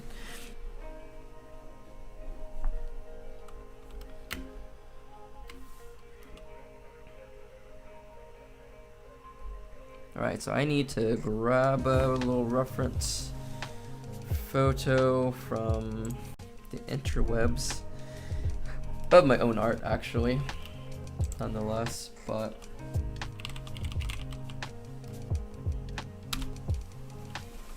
I'm basically going to try to spend the next like 15 minutes doing color up of this character and just kind of see where we can kind of go with this. And we're gonna keep it really, really simple. So what we're gonna do is we're gonna duplicate our line work. So what I like doing at the moment is actually coloring my lines. And so in Photoshop, if you hit Control U, it's going to bring up your hue saturation. But in that dialog box, you'll see an item called Colorize. Click that, and then you can kind of color your lines however you want them to be. There's a certain setting that I've written down, so I'm going to look that up really quickly. Let's see here. So, okay, 320, 59, 12. So,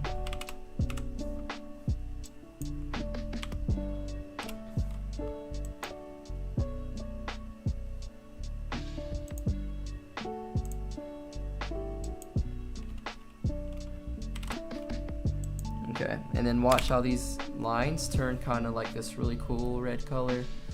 I don't know, I like it, so I'm using it right now. Alright, so the colors I'm going to steal from a little bit. Okay, so I do want to talk about this coloring method that I'm using currently, because it is efficient, it's good for beginners, and it can help you create your own basically color palettes and figure out your own kind of taste in color, while giving yourself something to start with. So you can either use a piece that you already have, or you can find an art piece that you really like. But basically what you're trying to do is you're trying to match the vibe of the image that you're producing.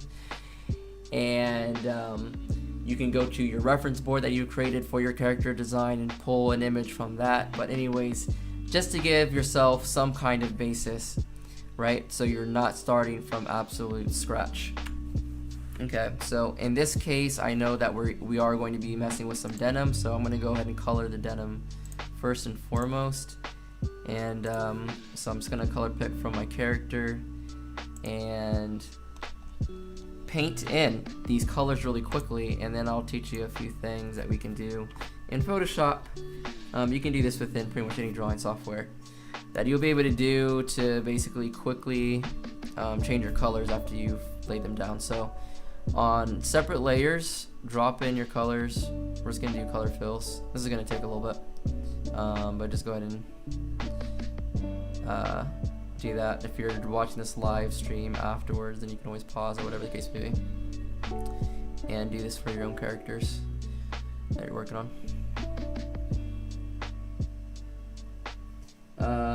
Okay, the Hill says, I have a pen too, but my battery died, and I don't know what battery goes in it. It uses quadruple A batteries, never heard of. Yeah, that's why I don't like these active pens. I had to like specifically go to like some online website. I couldn't even find it in stores. I think it might have been like a Staples or something like that. I think it was Staples, and I ordered like a whole bunch of quadruple A's. I might have some extra ones if you need some.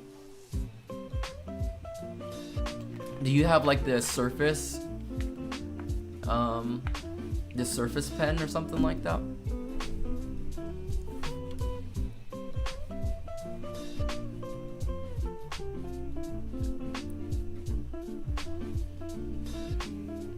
Also, the nice thing too, as you create your own color palettes, you can always go back and reference something that you've drawn and then just kind of bring it in and give yourself a very nice starting point.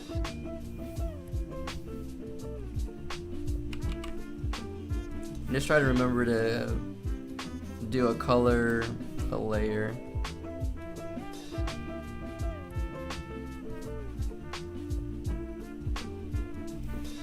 And I'll typically work kind of zoomed out like this because I want to work quickly.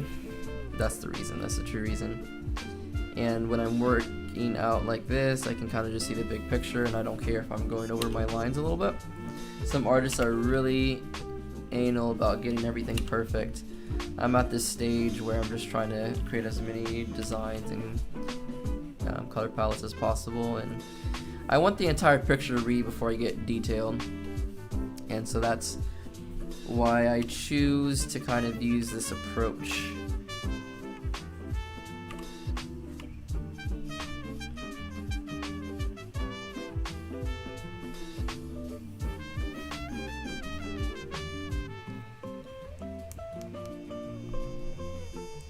So we are actually going to color pick, but I don't like this color exactly. I'm going to make this color lighter, and I want it to be more of a silver. This is kind of like in the brownish realm, so we're gonna bump this up into more of like a blue hue, kind of something like this, right? And then we're gonna kind of bring it closer to gray,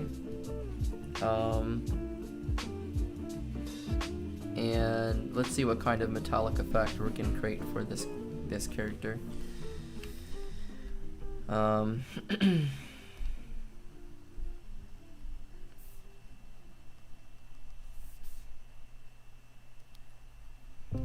So this chest plate is going to be kind of like, I know it looks like a coloring book for right now. That's okay.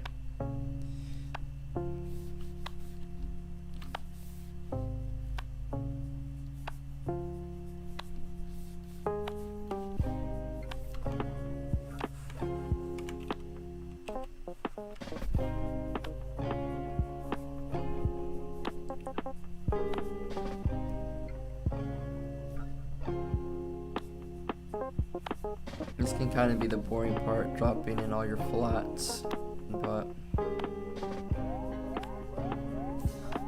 just go ahead and get that done.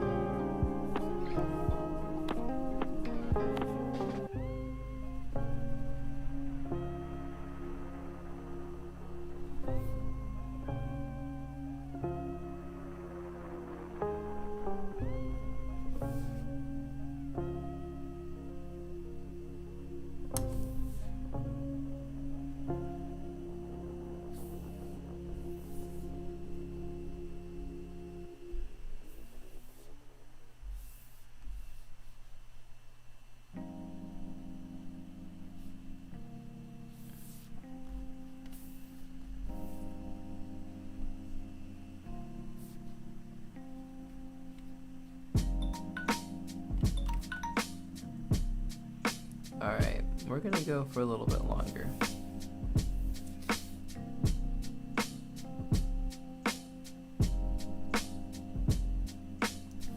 Than originally planned.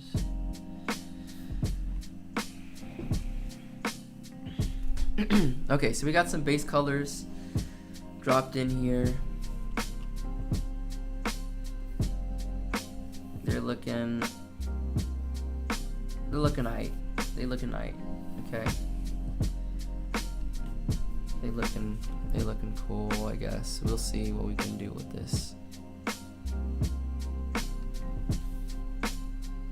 again, we want to keep this stuff loose.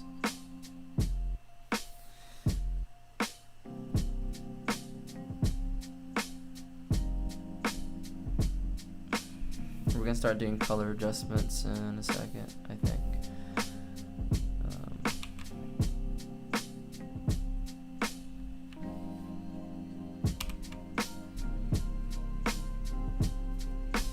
The key thing right now is just separating, you know, each detail, each piece of clothing in a new layer and with a new color. That's basically what I'm focusing on right now. And this can help just make sure that you have like good contrast and all that kind of stuff, and that this character at the end of the day is going to read decently well. Let me take a second and figure out what kind of color wheels that I want. I don't know, I feel like a red or orange wheels will look pretty nice. I think in this case we're gonna just do orange. So we're gonna color pick that orange, but I want this orange to be actually darker and cooler. So if we want the color to be cooler, we want to go towards blue, and so in this case we're going to make the color a little bit more red to cool off this color a little bit. We're going to make this color darker, and you'll see the color in a second. I'm just nudging it around a little bit first. Okay, so this is the color. Actually I'm not going to do that. I'm going to take this and we're going to use this actual color.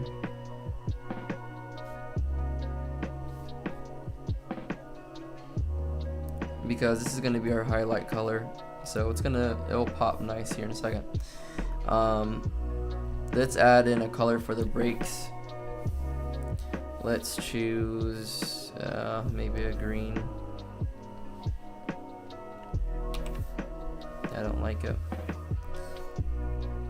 but we're going to put it down, and then we're going to use Control U, and that'll bring up our slider where we can change the hue, and we'll kind of just change the hue until we find something that we like. That sounds good or looks good.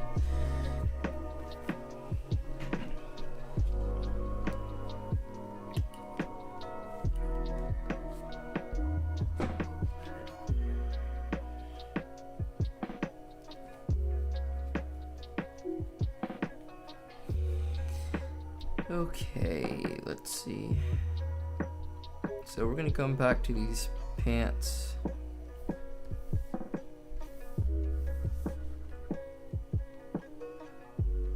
And we're gonna add in a shadow layer here.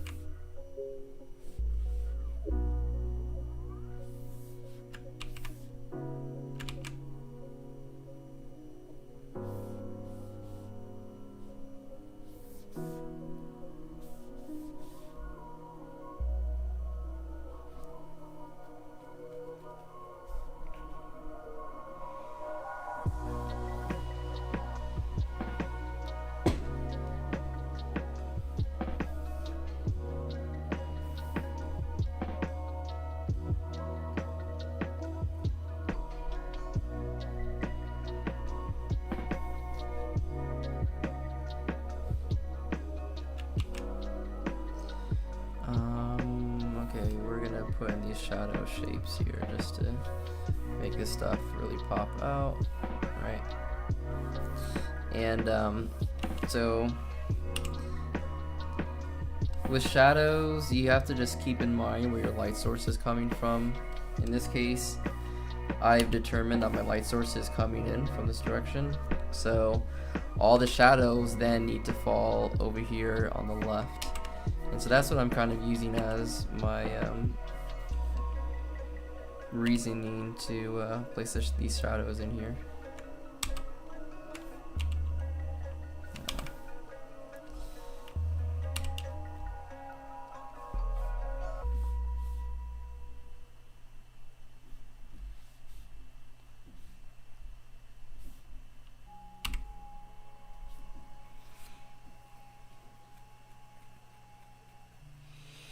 Alright, so this part is gonna be interesting. Where we're gonna try to see if we can turn this into metal.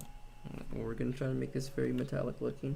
Before we do that though, I want to add in just a few quick detail into the visor. So we're gonna take the color of the visor and that's kind of like the highlight color. So we're gonna do our shadow color, and I personally really like to push my shadows to the cool. So from that orange we get into that red, like I was saying before. And also when a color gets cooler, it typically kind of loses saturation as well. So kind of desaturate it a little bit and make it darker. Okay, so we're gonna see what this kind of looks like.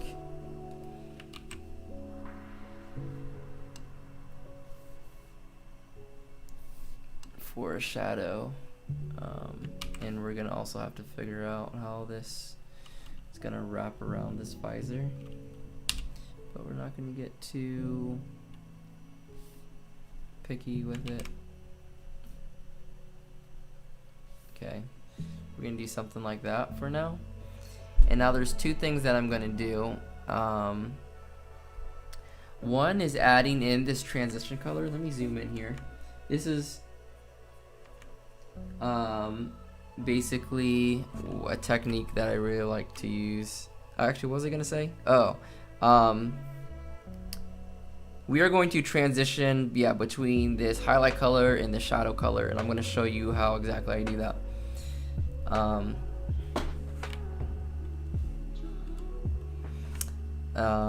So after I do that, then I'll ask the question that I got, or I will answer the question that I got. Anyways, okay, so to make this transition color, choose your highlight color, and basically what you want to do is you want to cool it off a bit, just a little bit, but you want to go darker in color but more saturated, and try to get it kind of really saturated looking, and then use that as a transition color. And it let me just kind of demonstrate. I don't think that pops enough, so let me go ahead and actually bump up the let's bump that up. Let's see.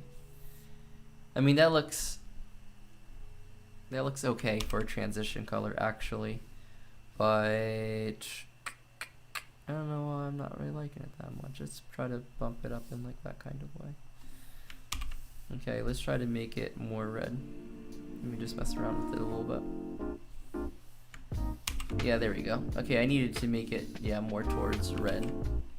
Okay, and then right along that transition, you just want to add this line in, and it's going to make your colors pop a lot. Okay, and you can use that same color for some like additional shadows kind of here and there. Okay, so that looks okay, right?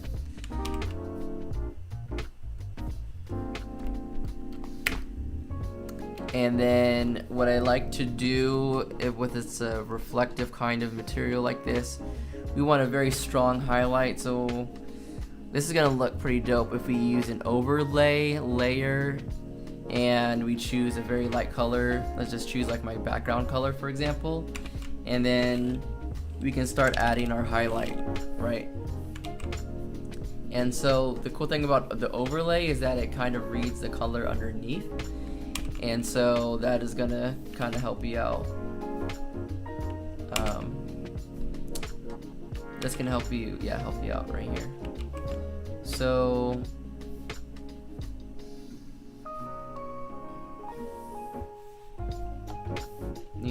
we kind of know where this light's coming from already. Let me zoom out and let's try some different type of highlight effects and see what we kind of like most. Let's try like a strip of highlight. I don't think that looks right, so we're gonna try a strip of highlight down there. Still don't think it looks right. And so my color method can be a little haphazard for sure. But I have a lot of fun just doing this though, and it's literally just me experimenting with color and figuring out what I like and what I don't like. And sometimes it's more fun than trying to study. You know, sometimes it's fun to experiment. I'm not saying that you shouldn't study. You should study specific pictures and imagery and see how lighting works and then apply that to your work. But sometimes it's fun just to figure stuff out on your own. Alright, anyway, so I'll answer the question that Kage asked, which was, who are some of your inspirations? Okay, kind of put on the spot. I'm not very good with artists' names, but I will try to just say what they did, what they were part of, and I'll just list a few because there's a ton. Then one of the names I actually do know, I'm pretty sure, is that his name is Toru Nakayama. He did a lot of video game artwork, specifically for the Mega Man Zero series, which was a favorite of mine playing the Game Boy. So he's got some really dope work. I like him. I really like the artist, kind of just art-wise. I've heard there's a bit of drama now, but LeSean Thomas, who did Boondocks, I'm not so sure about his recent works, but he was an inspiration kind of getting into it. The artist Oda Eiichiro, who does One Piece, he's really good. The dude that does Ice Shield 21, that manga, incredible artist there as well. Wow, there's so many to choose from. I could probably keep going,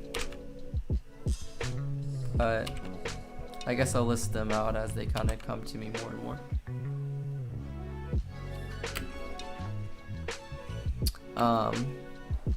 But there's also just a lot of artists that are not necessarily like serialized or don't have a show or anything like that. So there's a whole bunch of Instagram artists, including, you know, you guys that follow. I like seeing your guys' artwork.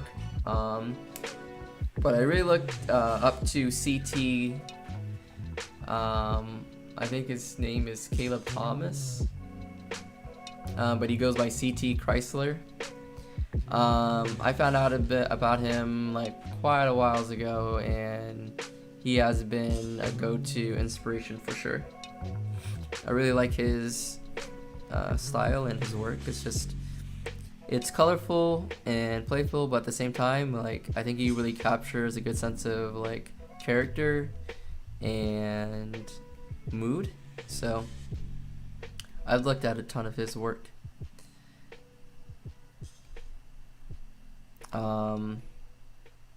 I didn't find out about him until like recently, and now he's just like blowing up like crazy. But I do like how Ethan Becker stylizes shapes and his line work. Like, his rendering is pretty cool. It's like really simple, but it's really solid, a really good grasp of fundamentals and stuff. I really like his work for that reason. His persona's kind of funny as well. Let's see here. I'll keep talking about artists, but I'm also trying to figure out what to do with this piece. Let's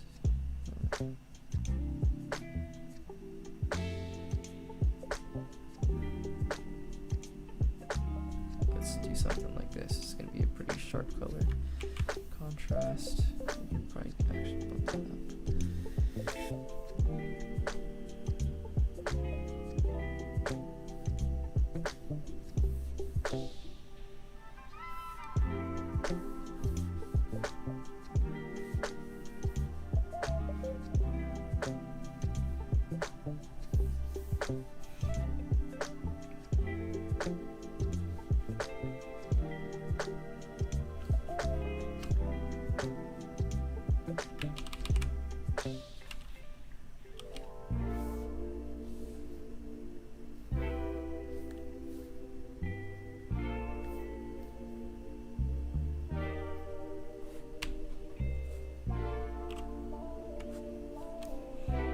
Yeah, if you guys can leave actually like one recommendation, like a person of an artist that you really like their work, or has inspired you in some way, that'd be kind of cool. So then that way I can have some new artists to check out.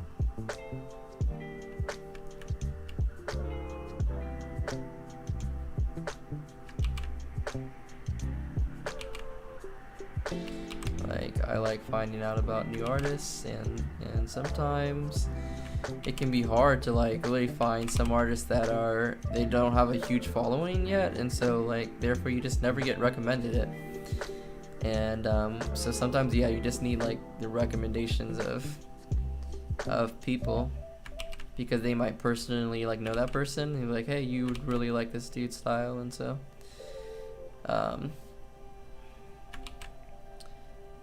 so I found out about a few people through recommendations from friends, including Jolly, who I don't know if still here, but was here a moment ago, and they had recommended me a few artists earlier today.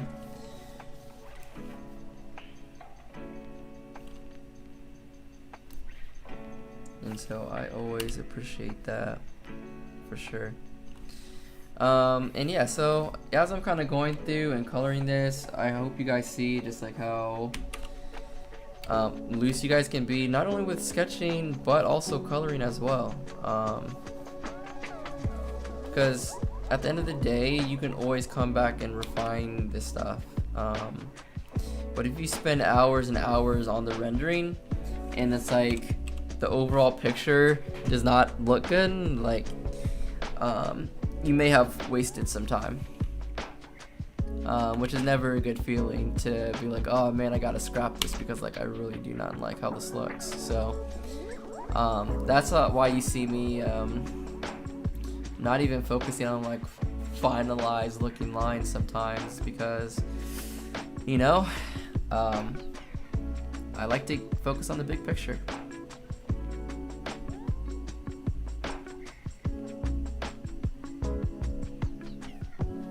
Hopefully you guys learned something about my coloring process. I'm actually gonna wrap up here in just a couple of minutes. Oh, well, yeah, let me do this. Let me put a timer on until I stop, and then I'll have like a timer for just chatting for a little bit. So we'll do 2 more minutes.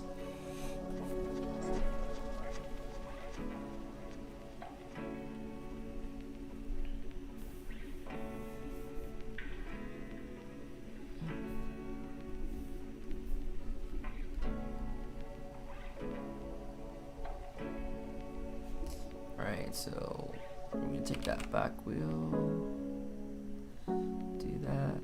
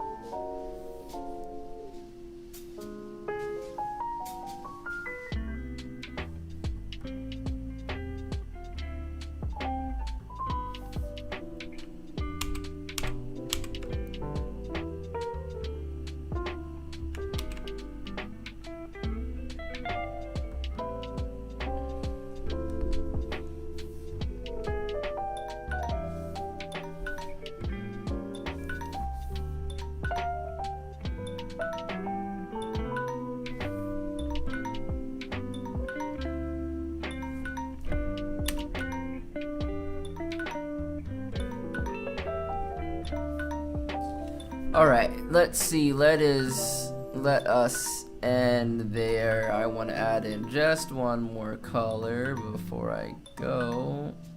We're gonna add in like this color. We're gonna dismiss that. And maybe that's not. Let's add it over here. Yes. And then I want to add in one more color that I think would be interesting, which would be honestly kind of like a tan yellow color, I think, honestly. Something maybe like this. Yeah.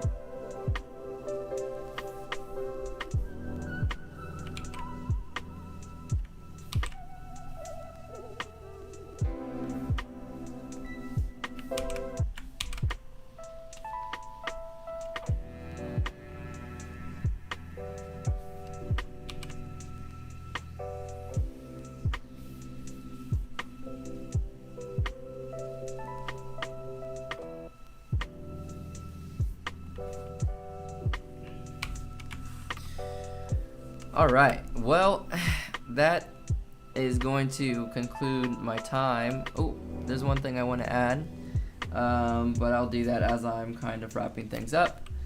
I do want to thank everyone for coming out and just chilling and vibing for a little bit. And yeah, drawing with me, programming, whatever you chose to do while tuning in. Hopefully you guys found some of it helpful or useful or something that you can apply later on. But I do want to say that if you want to see some more updates, just make sure to subscribe, of course. And I am planning to get back to releasing videos. It's just been super hectic right now.